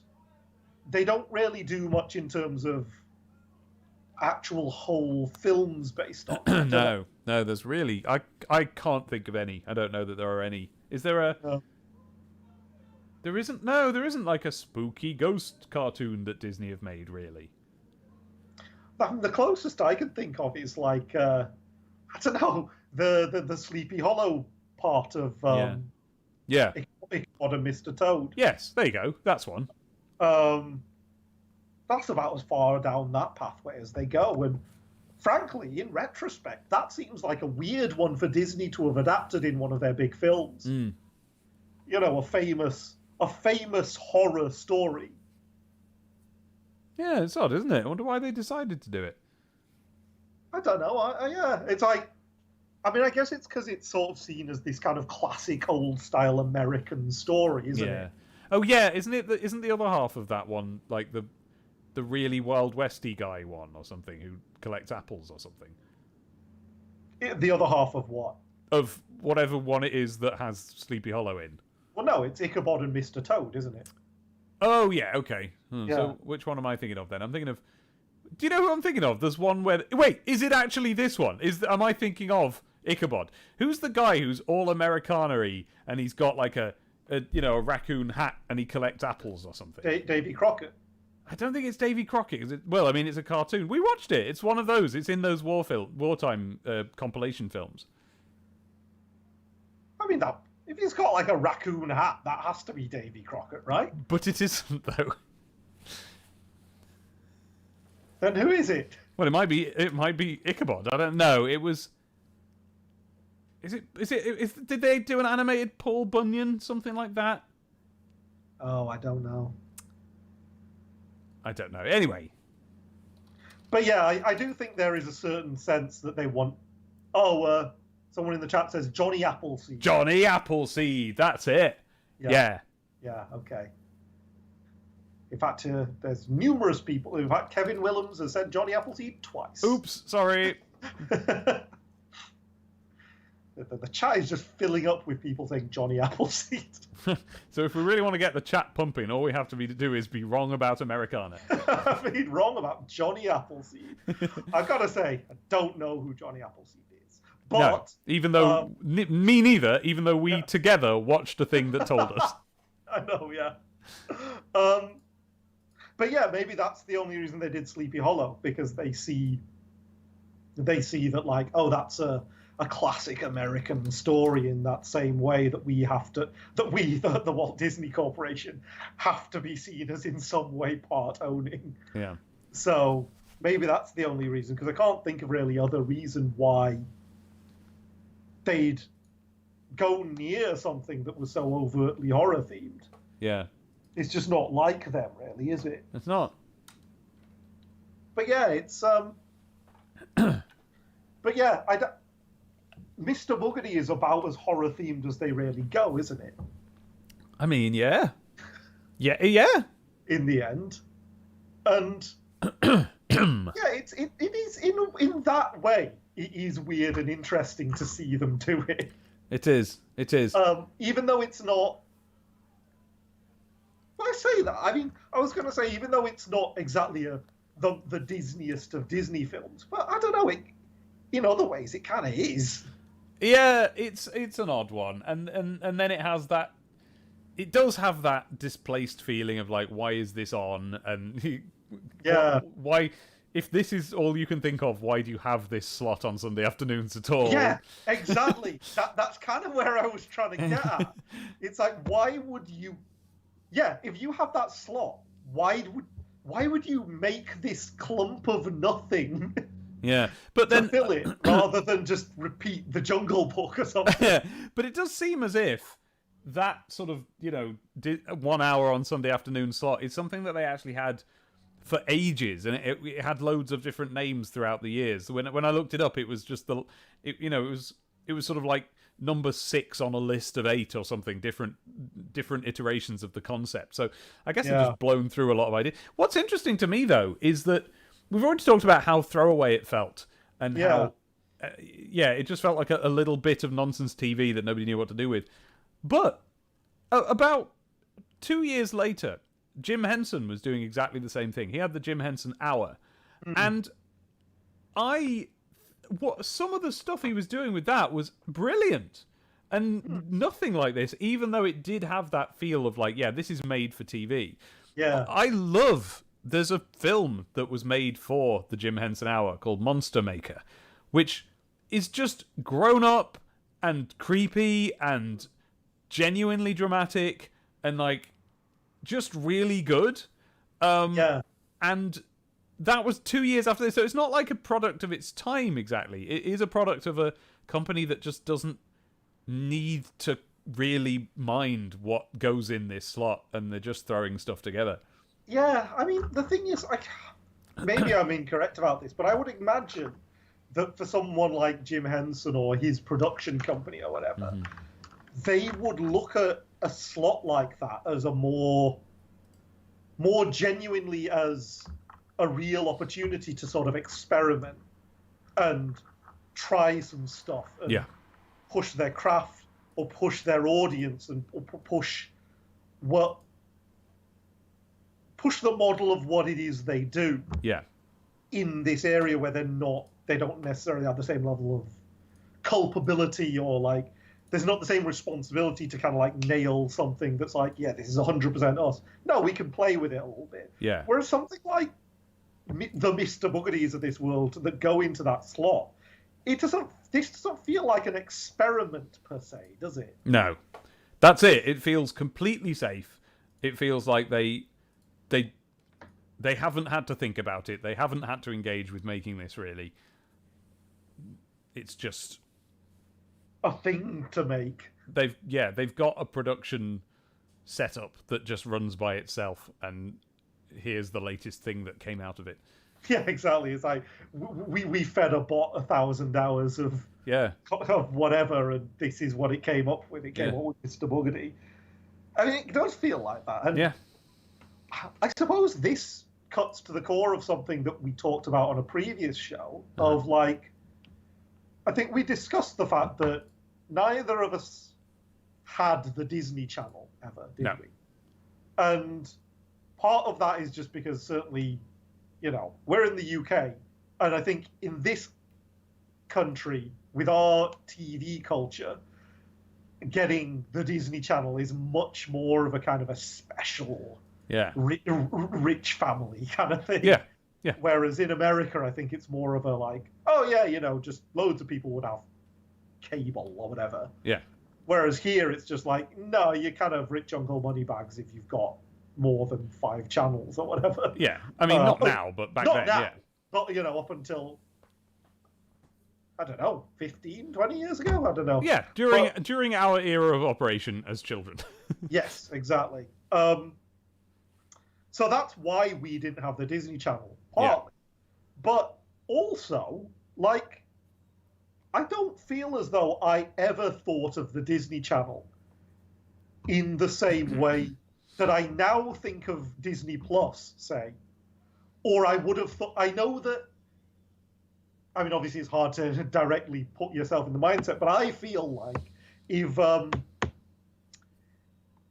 if Disney Plus came about when I was a kid, I'd have really, really wanted to make sure we had it.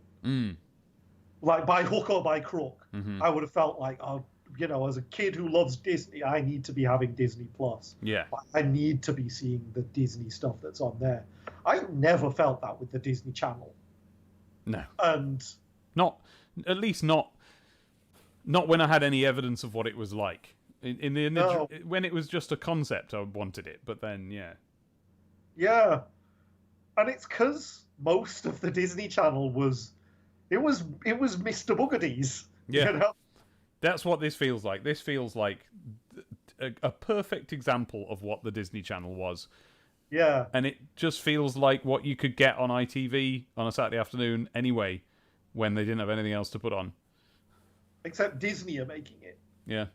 And in that way, it gives it this weird additional sense of cultural significance, I suppose, that maybe it doesn't deserve, but it does get it by virtue of, like, you put that Disney badge above the name and then it's suddenly like, oh, this is a Disney thing. Yeah. And then suddenly, people like us feel like we need to study it in some way.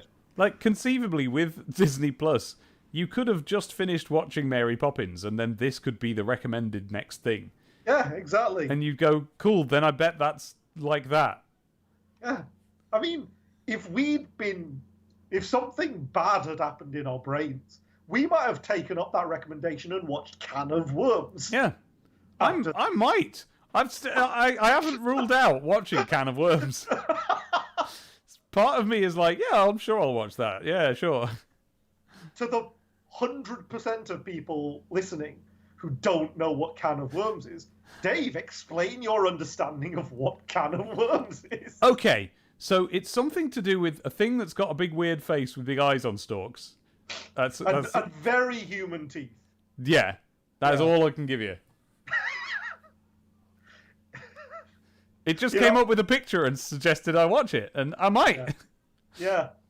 In fact, I'm going to hold up a picture in front of the camera so that people can come to an understanding of what it is we mean when we're talking about this. And so, can this be seen on the stream? Yes, it can, yes. Yeah, it can? Okay. Yes. This may be the next thing we do. I think it is. I think we've established it now. Yeah.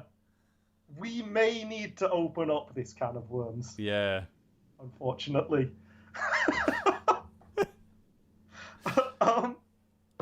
But again, another perfect example. Yeah. Why would anyone be talking about Can of Worms in 2020? Yeah. Oh god, I see the people on the stream are catching up with us, with me having showed the picture. So, yeah, this is the gift and curse of the Disney branding, isn't it? It is, yeah. It enshrines things in immortality. Yeah. That shouldn't be. You know what I mean? Yeah. And meanwhile, Disney Plus is not doing a good enough job of enshrining things that I think it should be enshrining. So I've now watched all of the DuckTales 2017 that there is on Disney Plus, which is one season. Yeah. Well, look, I'm more forgiving with the stuff that's like genuinely new because I assume maybe they still have deals with broadcasters who want to say that will be what it is, yeah. Hey, don't put it straight on Disney Plus. Otherwise, why would they watch it on our channel and we paid you a load of money to be the channel that shows the new DuckTales? Yeah. So that's fine. I understand that. But there's no reason for them not to have everything old they ever made on there. Yeah. Like, why is Tailspin not on at least UK Disney Plus? I think it might be on US Disney Plus, but why is it not on ours? Don't know. That's mystifying. And yeah, absolutely, they need to get on that. Yeah. Stuff like that. They are doing a better job of curation on Disney Plus than I thought they might. Yeah. Like we said in our podcast where we were predicting what Disney or guessing what Disney Plus might be, there was a version of what we thought it could be, where we thought it would just be the Disney Channel for a new era, which is to say, just this kind of ephemeral, inessential portal where they occasionally cycle the good, important Disney stuff in and out, and then just pad it out with a load of weird garbage. But no, that doesn't seem to be the model they pursued. They seem to have pursued a model where it's like, no, we are going to look at this as this will be your one-stop repository of everything important that we ever did. Yeah. Good. So that's so much the better. That's what it should be. But they've also included all the garbage. And that's fascinating. Yeah. And bad in a way, but not... It's bad in a way, but not in a bad way. if you know what I mean when I say that. Yeah. Like, it's a very benign form of bad. Mm. And, yeah, I don't know. Maybe we'll do more of it. I think we're going to end up doing more of it, yeah. Now that they've put all this stuff on our doorstep, where it's just like, I can stream Can of Worms on any device I own at any time. Like, there's not a place well, especially right now, there's not a place I could be where I can honestly say I don't have access to Can of Worms right now. Yeah. Like, I have a cast iron excuse to not be watching Can of Worms. It's like, no, I kind of don't. Wherever I go, it's there. It could be there. And yeah, I don't know. Well, we'll see. Because, like, I mean, I'm more interested in talking about the mid-range stuff. Like yes. I say, it was good to see Cool Runnings, say, for example, because that is a film. Yes, that's definitely a real film. Yes. But then there's just this weird ephemeral layer of stuff that's like, yeah, it shouldn't have been remembered. And it only is because Disney made it. And it, makes you question, like, there must be loads of stuff like this that's so much better than this, that a company that isn't Disney made. Yeah. Yeah. And that's just disappeared to the mists of time. In fact, I feel sure that you've talked about loads of stuff like that. Yeah. Oh, like probably. Like relic shows from your childhood that were just on BBC one afternoon for 45 minutes. Yeah. And were, in some sense, important to your cultural development. And now they're gone. And now it's just gone. Yeah. Exactly. Or it only exists as this random YouTube rip. Yeah. And they should exist in a more solid form. So I suppose the issue here isn't that Disney are wrong for curating every aspect of their forgettable, throwaway garbage history. It's just that everyone should do that. Are you... you're probably thinking of Gophers. Hello? Oh. What? I'm back. Oh, hello. Hello. Sorry, I had connection. Can you hear me? Yeah, nothing's gone wrong at all from my end. All right, it's just you went out for a second and it's telling me I have a poor connection, but I think it's live. No, it's fine from this end. The last thing I heard you say was, I'm probably thinking of Gophers. You're probably thinking of Gophers. That's the thing I always go on about that was a formative TV series that its production companies have now disbanded, so it's impossible for it to be released again. It's never been out on DVD. The only copy of the full series that exists is on a VHS tape somewhere in my possession, but I don't know where. That's probably the only copy in the whole world. That's one example. Did you see the other day, like a few weeks ago, when I finally found footage of Helping Henry?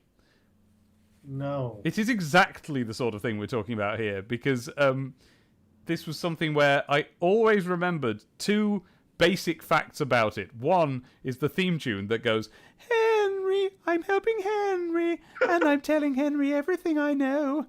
And the other is that Henry is a chair. He's a talking chair, played by Jeremy Hardy, in what turns out to be 1988, which was almost the same time that Gophers was on. It's a year out on Channel 4.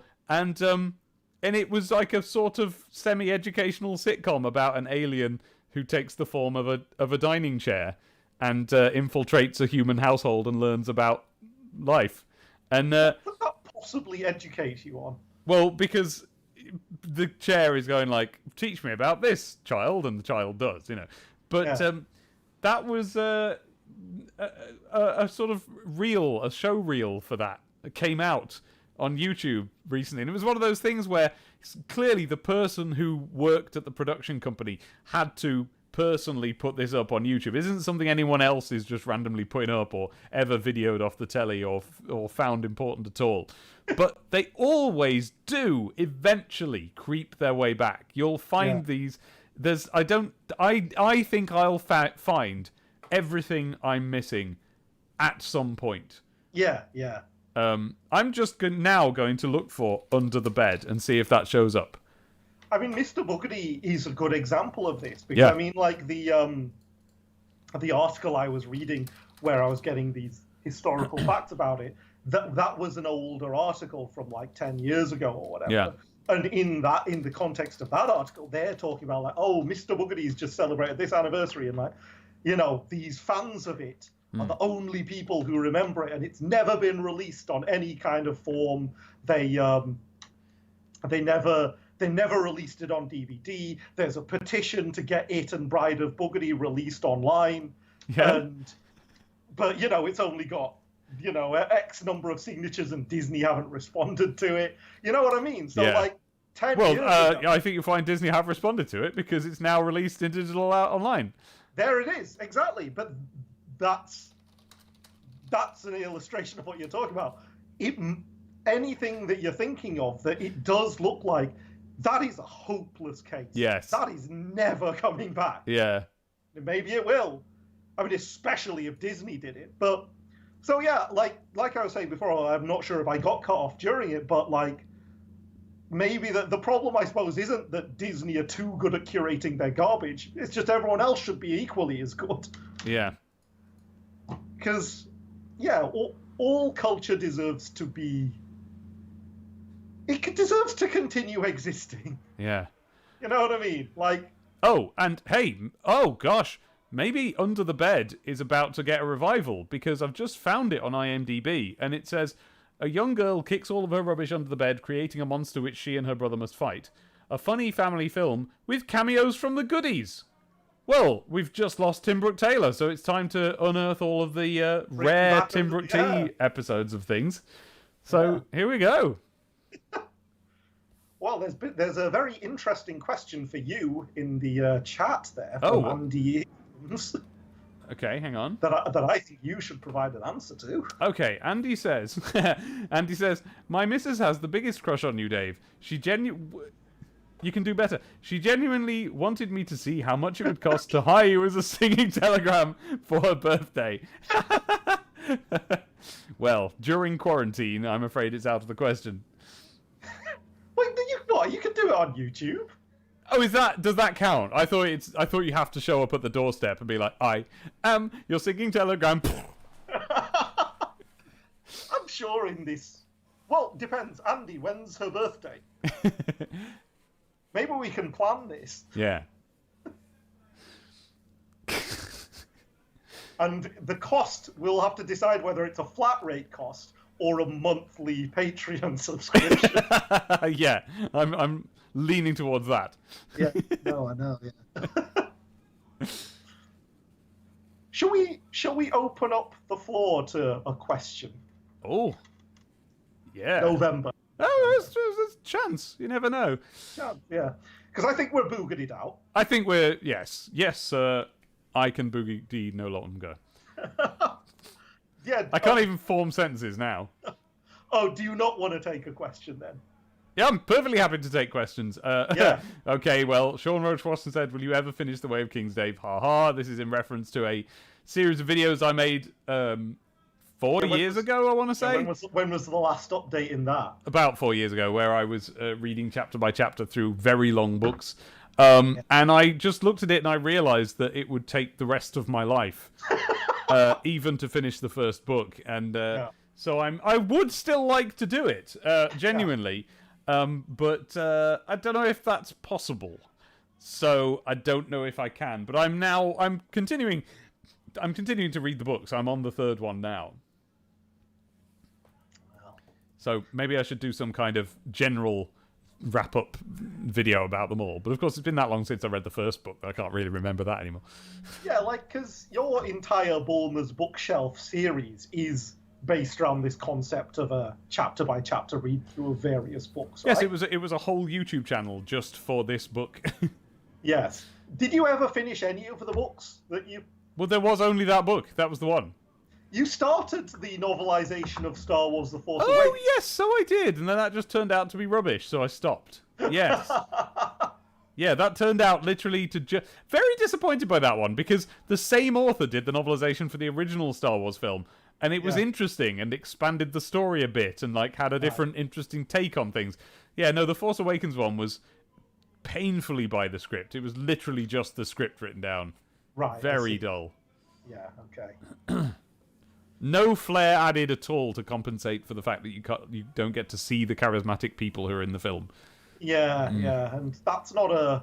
That's not a film where the story Exactly. written down on paper Exactly. is the appeal, is it? Exactly. And especially after the glory that was the previous Star Wars novelization, Matt Stover's Revenge of the Sith, since not only retconned in the culling of canon that they did, but actually replaced with another not as good, like not even attempting to be as good novelization, because that's just a sort of a junior storybook type thing. Yeah, it's a shame. Another question for you. Okay. Seeing as there's over 200 STC issues and you're covering them once a fortnight, when do you expect to reach the final issue? That's actually ambiguous, because it ran for about 6 years. And I don't really feel like we want to be doing the podcast for 6 years. But also we don't want to stop or anything. No, why would you want to not do that? Just because it sounds like a lot of work. But without any end in sight. Mostly because, well, actually, I'm changing my opinion on this a little bit, because currently editing STCTP is a full-time job for me, to the extent that I've genuinely been unable to do anything else and have been left, just with nothing to my name but this one podcast, which is extremely niche and incapable of taking off to any great degree. Your singing Telegram business has completely collapsed. Yeah. For instance, and so I always had we harbored this little ambition, which was that at some point we would get enough Patreon money to hire an editor. And the weird thing is, actually, that's in sight, because we have a guy who would quite like to do it, and he was saying, like, what's a price that people pay for this sort of thing? I'm like, I don't know. What should we pay you? And he floated the idea of $100 an episode, which sounded like an impossible task until I looked, and actually we're up to 70. Really? Yeah. And that's without offering any rewards yet. No, yeah, that's 70 for literally nothing. Yeah. Yeah. So once we actually, the thing is, the idea before you had the idea of doing this as a means of producing extra content, we can stream things. And it kind of doesn't need the same editing that I have to do for an actual episode. Now we actually have a model by which we can provide extra features. But even better would be if we could have them be proper things and edit them properly. Yeah. And, hey, we may be on the way to doing that. So, actually, we are now looking into what the Patreon rewards could be for STCTP. So, but anyway, rewards for serious business will, I'm sure, follow. Yes. Well, there's no real reason why we shouldn't look into that now. Yes. Because we already have ideas what it would be, roughly, or an idea, sort of. And we can do this. So, yeah, that's possible too. I haven't answered the question, though. I went off on a track. When do you expect to reach the final issue? The reason I said it's ambiguous is because at some point, a few years in, 4 or 5 years in, 3 or 4, it just starts to reprint old material, at which point we'll have less to talk about. Then it stops doing the features that we cover. And then, so eventually, the way I remember it, I don't know how true this is, but the way I remember it is that by the end of the series, it was just 7 pages of Sonic comic and nothing else every fortnight. And so there's not going to be much to say at that point. And will we start? We don't know. We don't have a plan. We don't know whether we'll start covering, multiple episodes of that per episode, or if we'll keep to the schedule of release but make them very short, or if we'll start, peppering the podcast with other activities to do to make up for the time. I don't know what we're going to do. So there's probably going to be some truncation of time involved there that will mean that we don't have to wait a full 6 years or whatever it happens to be. Well, Tanuki Billy has dramatically undercut your other potential editor for the job. This could be a very profitable race to the bottom for you. Yeah. You've already cut $90. Well, not even $90. Yeah, you've cut like about 90% off the overall bill. So, hell, there you go. Yeah. Besides Beauty and the Beast, are there any other episodes that we've recorded but not finished editing? I don't think so. Not film-based ones. No, there is a Frivolous Disness that we recorded that was responding to a letter about Jafar. So there's another hour or so of us going on about Jafar yet to air. I mean, that is, I think, the main thing people come to us for. Yeah. Especially now that we've finally done Mr. Boogedy. Exactly, yeah. So, yeah. So it's just those two, isn't it? What, Jafar and Mr. Boogedy? Yeah, nobody wants anything else from us. No, I mean, there's the Jafar mini episode, and then there's the Beauty and the Beast one, right? Beauty and the Beast, which is Beauty and the Beast probably going to be more than one episode because it's very long. Yeah, we developed, we got into a head of steam about that one. You could say it's a bit like the Frozen ones. Now, the only trouble is that because it's not a chronological conversation, it is just a conversation. Yeah, it's not really something that I can cleanly divide up the way I did with Frozen, because each part clearly follows on from each part, and it's like, I don't know, something about that format made it make sense to be like, and in next episode we cover the next bit. Whereas here it's like, and in the next episode we continue to whinge about Gaston, you know. I'm not quite sure how I'm going to divide that up, but it doesn't matter, does it? So we'll see. No, I suppose. I mean, you couldn't just release it as a 5-hour episode. Now, the interesting thing is that me and Ewan sat down to record the Serious Missed This feature, where he, if you don't know, he's our youth correspondent. He's too young to have seen the Disney Renaissance films, and so he's watching them for the first time for us, first making guesses as to what will be in it, and then actually responding. And we sat down to record the He's Actually Watched It episode of that, which, you know, with in mind cutting it together to be a roughly 10-minute long segment. And that conversation went on for 2.5 hours. What? I am not going to use it as a 2.5 hour long podcast. It's not, frankly, most of it is just me saying to him, like, oh yeah, we say this in the podcast, or like, oh yeah, well it's this and it's something we say in the podcast. So a lot of it is going to be easy to cut out, but it might take a while. But as an interesting teaser, both for the listeners and for you, Jahan, he didn't like it. Ah, interesting. Yeah. Like, I can imagine that. Yeah. Like, I don't think it's beyond the scope of my imagination to think that someone can go back and watch Beauty and the Beast for the first time and just not like it. Yeah. If I'm honest, I've fluctuated up and down over the course of my life with how much I like Beauty and the Beast. Yeah, same. Right now, I like it quite a lot. But there's been times where I've seen it as like, you know, it's not my favourite of that era. You know? Yeah. I mean, it's still not my favourite of that era. I think there's a lot about it that's a bit that feels a bit thin by our modern standards. Well, that's one of the interesting things that emerges from the conversation, something that we can, I think, do a whole episode on, so I'd rather steer away from it now. Sure. But it's that, in a nutshell, it's that what we think of as the Disney Renaissance was them finding their feet. Yeah. And they, by the end of it, which really was 4 films in with Lion King, they were finally really good. Yeah. And they'd learned a lot of lessons. And what's really interesting about that is that they essentially use that a newly acquired skill on a bunch of films people don't really care about, like Atlantis and Treasure Planet and stuff. And that's them having gained all of their skills and putting them to use. Whereas, Beauty and the Beast is kind of scratchy and rough. Yeah, I agree. And like I said, it's not. It's obviously it's a bit of a surprise that someone who considers themselves an animation fan would go back and be like, I don't care for Beauty and the Beast. Yeah. But it's not. You know, I don't see it as heresy. No. Maybe you'll change your tune when you find out what film he does like. Interesting. That's interesting. We'll see. Very big Chicken Little fan.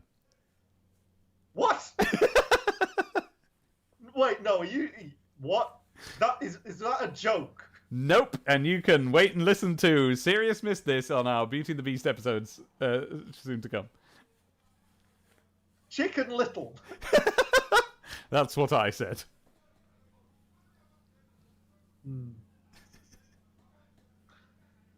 So, people in the chat, we are currently looking for a new youth correspondent for the podcast. You can look forward to hearing Enemy of the Podcast Ewan in our upcoming episodes. For the final time on our podcast. Yeah. Oh, gosh. Yeah, that really... There's some things that really shake your perception. I may have overplayed the amount to which he's a fan of Chicken Little, but it was one that he did grow up with loving and hasn't had the experience of now not liking it yet. Whether he's watched it since childhood, I don't know. I see Tanuki Billy is coming out squirming out the woodwork now. Yeah. Chicken Little is fun. Yeah. It's takes all sorts. Hey, maybe I need to revisit Chicken Little. I think Ewan's quite keen since we haven't done an episode on it. I think he'd quite like to be involved in something to do with it. I think maybe we need to do a Chicken Little episode. Yeah. I think we might need to. You know what I mean? Yeah. Because that was a particular one. I think we might need to do Chicken Little, and I think at some point we might need to do Aristocats as well. I agree. Because when we watched it, it would make sense if we watched Chicken Little last, quite significantly later than Aristocats, but I don't think we did. I feel like we watched Chicken Little fairly early on, didn't we? No, I don't think so. I thought we got to Chicken Little about where it needed Where it to goes. be. Okay. Right. It must have just been so mind-bending that it's just broken the bits of my brain that tried to remember it. I mean, see, Jeremy is clearly on our page here. Chicken Little was on TV once ever when I was a kid, and it was one of those films that someone else watched while I was in the vicinity because it was too unpleasant to pay attention to. Yes, that was very much our perception of it. We probably said this on the podcast before, but when we were doing our watch through of all of the Disney films together, there were 4 of us in the room watching it, and after 20 minutes, would you say? Something like even 20 minutes, 15 to 20 minutes, we all communally agreed. We all came to the realization and voiced it about the same time that we just needed to pause it for a while because we were so tired. Luckily, 2020 has brought something that we can compare this to, because I think the consensus opinion that I've seen on Twitter leads me to suggest that most adults now, have exactly the experience that we had with Chicken Little when they try to watch Uncut Gems, which is... Oh, really? Okay. Which is an Adam Sandler film in which relentlessly everyone just shouts fast throughout the film in a way where there's always this sense of like burgeoning terror and dread that something is going to get stabbed through someone at any minute. And but in Uncut Gems, that's the point, and that's a marker of its success as an intense drama. Yes, but it is genuinely difficult to watch, and the feeling that it produces is the feeling that we had when and I've watched it as well, and I only got about 20 minutes in, and it had that same exact feeling that we had while watching what was supposed to be a pleasant children's film by a director who I've got a lot of time for. Big fan of 2 other films he's made. Yeah, I know. Like we went into Chicken Little primed for the idea that we would probably like it. Because we like Mark Dindal. Yeah. Like he's great. I think. Yeah, well, we thought. Yeah. Before he betrayed us. I refuse to believe that was a Mark Dindal film. You know, it can't be. It can't be his fault. The good films he made, you know? Yeah. Tanuki Billy is voicing the idea that in 5 years Chicken Little will be praised as a secret masterpiece, much like how the internet has suddenly shown love for the Star Wars prequels. Well, but the Star Wars prequels were out at the same time.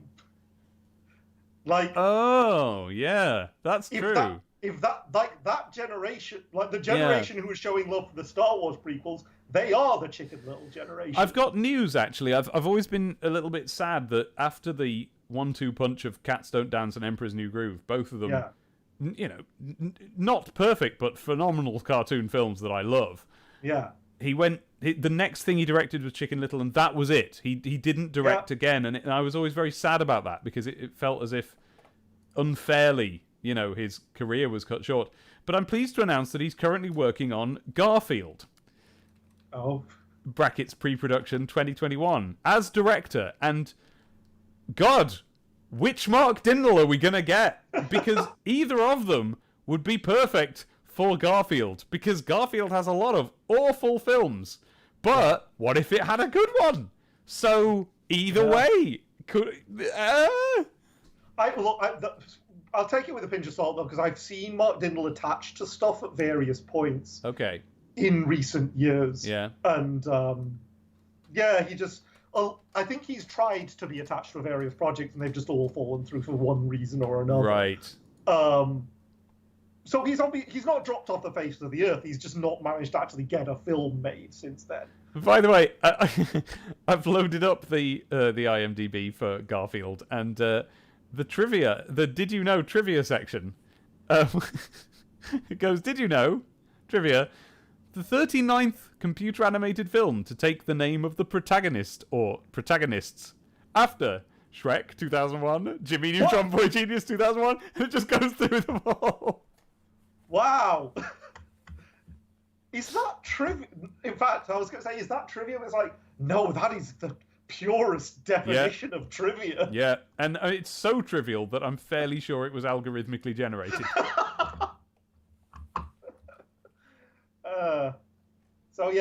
Jeremy is interested to hear us talk about Aristocats, which is good because we have opinions on it. It's got to happen at some point. I think it does have to happen. Yeah. So I think we've made cracks about and we've cast aspersions towards Aristocats. Yeah, it's time we justified ourselves by actually watching it again and making notes and being like, no, this was what we're talking about. Yeah. Because we haven't just arbitrarily decided to dislike Aristocats. It's not just, it's no Jungle Book or anything. It really was specific stuff that we didn't like that was not good. And yes, Jeremy, the racism is part of it, but that's an aspect. It's not all of it. No, it's not all of it at all. It's not just because. I wouldn't even say it's the main aspect. No, we were out of Aristocats way before the racism. Yeah. Far before. Way before it. And in the same way, and to my shame, there are Disney films I thoroughly enjoy that have racism in them, like Dumbo, where I can't pretend I don't like them. But exactly, yeah. So that's not the thing that caused the trouble here, because we were watching it very much with our Leonard Maltin heads on. We knew that these were troubled films of their time, and that we were watching them academically. Yeah. So while agreeing that those bits are bad and we'd rather they weren't there, we knew they were. So there was no ejection from the film like, oh my god. Although, I mean, the bits in that film are particularly egregious, I agree. That's true, but with that said, Lady and the Tramp contains a sequence that is racist towards the same group of people in much the same way. The same group of people to whom I'm tangentially related. And I don't dislike Lady and the Tramp at all. Right. Like, I think I see that as a pretty good one. Yeah. Whereas Aristocats is not, to my mind. So it's definitely not just that. No. Tanuki Billy suggests to do an episode on Bolt. I don't know if we do a whole episode on Bolt, but I like Bolt a lot, actually. Mm-hmm. Like, I'm actually really quite fond of Bolt, and it's a marked sign of how quickly they progressed with their CG films. To go Chicken Little, Meet the Robinsons, Bolt. Yeah, amazing. It's a really, really very impressive development. Yeah. But I don't know. I guess it's just going to depend on. The problem with doing a Bolt episode is that Bolt doesn't. The ways in which Bolt stands out as its own film are not sufficient to just do an episode about unless we're also doing, this run of films or whatever. Yeah, which we might. It's always been on the back burner. The other problem being that, like, the thing that mostly makes it stand out is its position in the now it's John Lasseter time pantheon, and like we don't like to talk so much about that anymore. I know, it's not as fun to discuss that anymore, is it?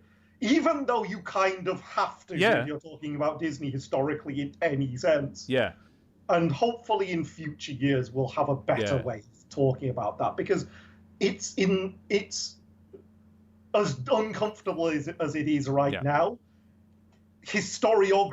Like from a historiographic point of view, it's insanity to try and say that we can't talk about Lasseter coming in as a very key turning point. You know what I mean? Yes. You just have to. It's uncomfortable, but it was that I will be already on record online going on about how great a change it was, and as awkward and embarrassing as that is now, it was like the films did go up in quality, and I can only do the headcanon thing, we'll never know who wrote Father Ted stuff to sort of let that sit, as it were.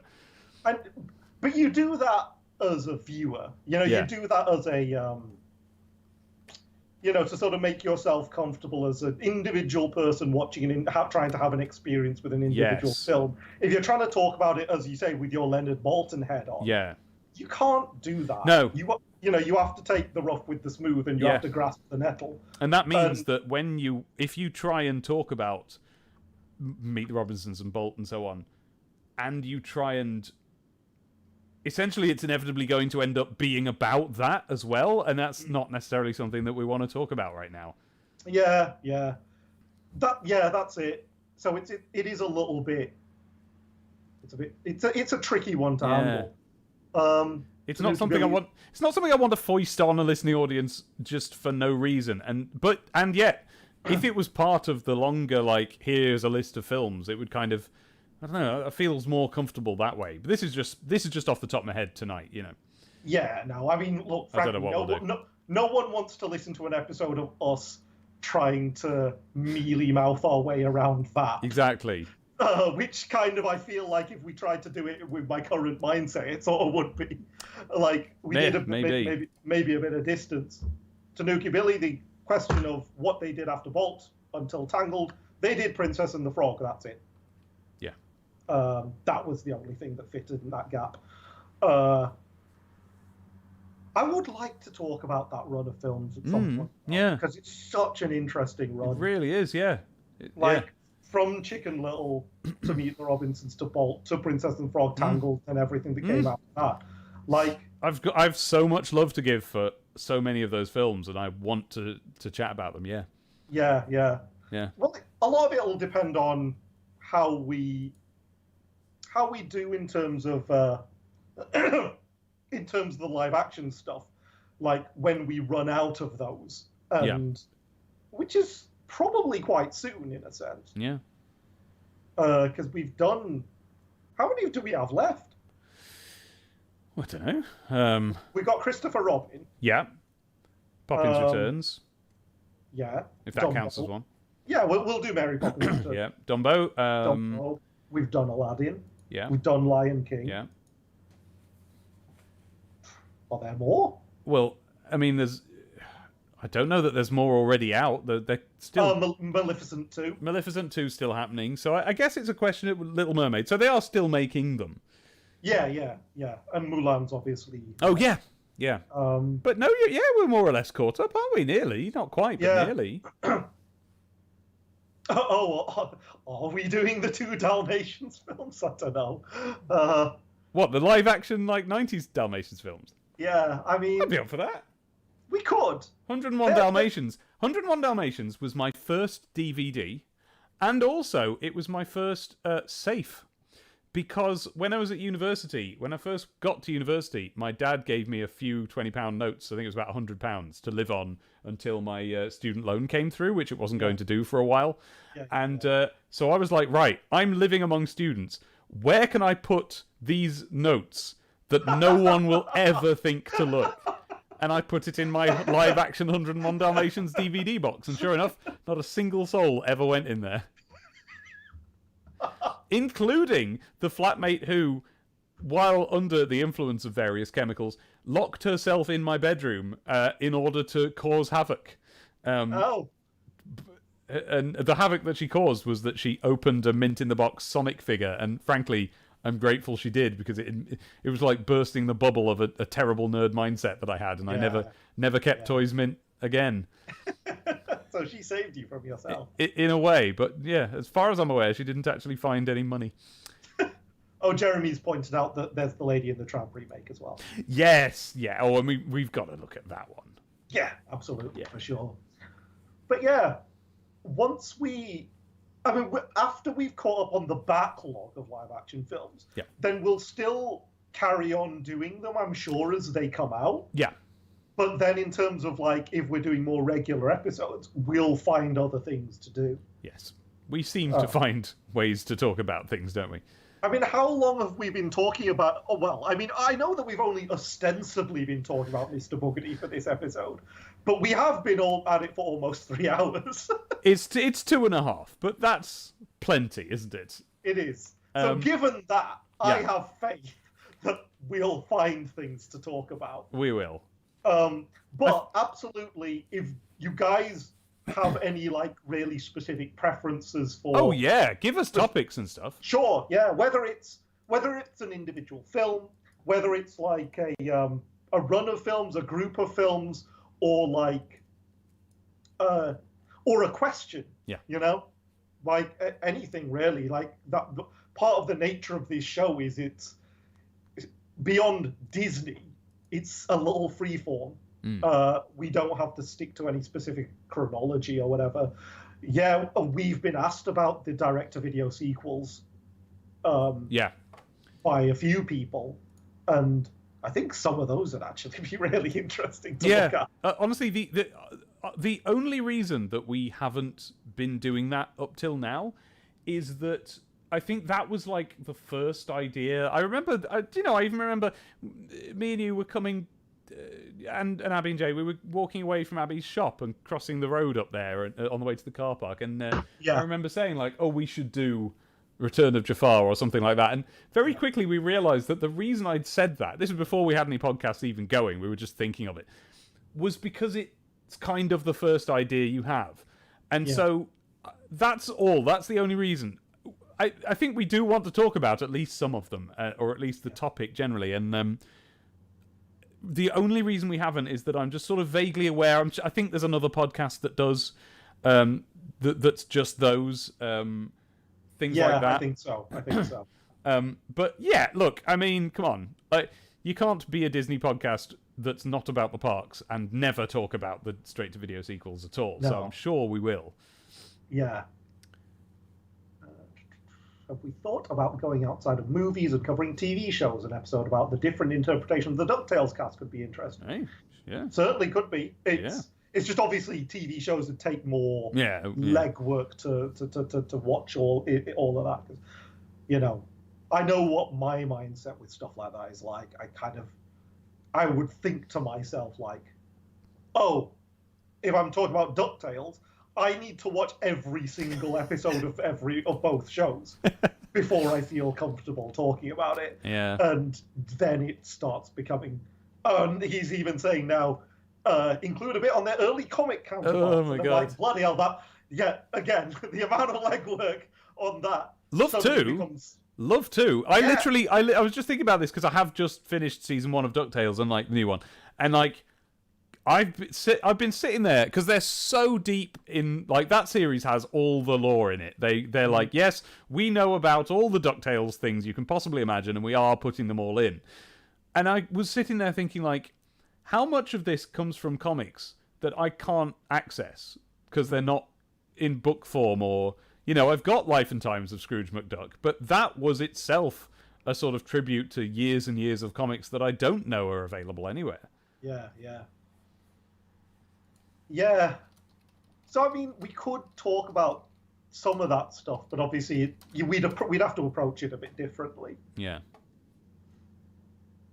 But yeah. You know what? Right. I think we should probably wrap it. Agreed. We've kept this going for a while, given the incredible thinness of what was ostensibly the source material for the episode. Yeah. So, yeah, let's let the good people get on with the rest of their bank holiday weekend. Yes. All right. Bye then, everyone. It's been lovely for everyone to join us for another impromptu Serious Disness live stream. I hope we've quenched your thirst and answered all the questions that you could have about the Mr. Boogedy saga. Yeah. And as I say,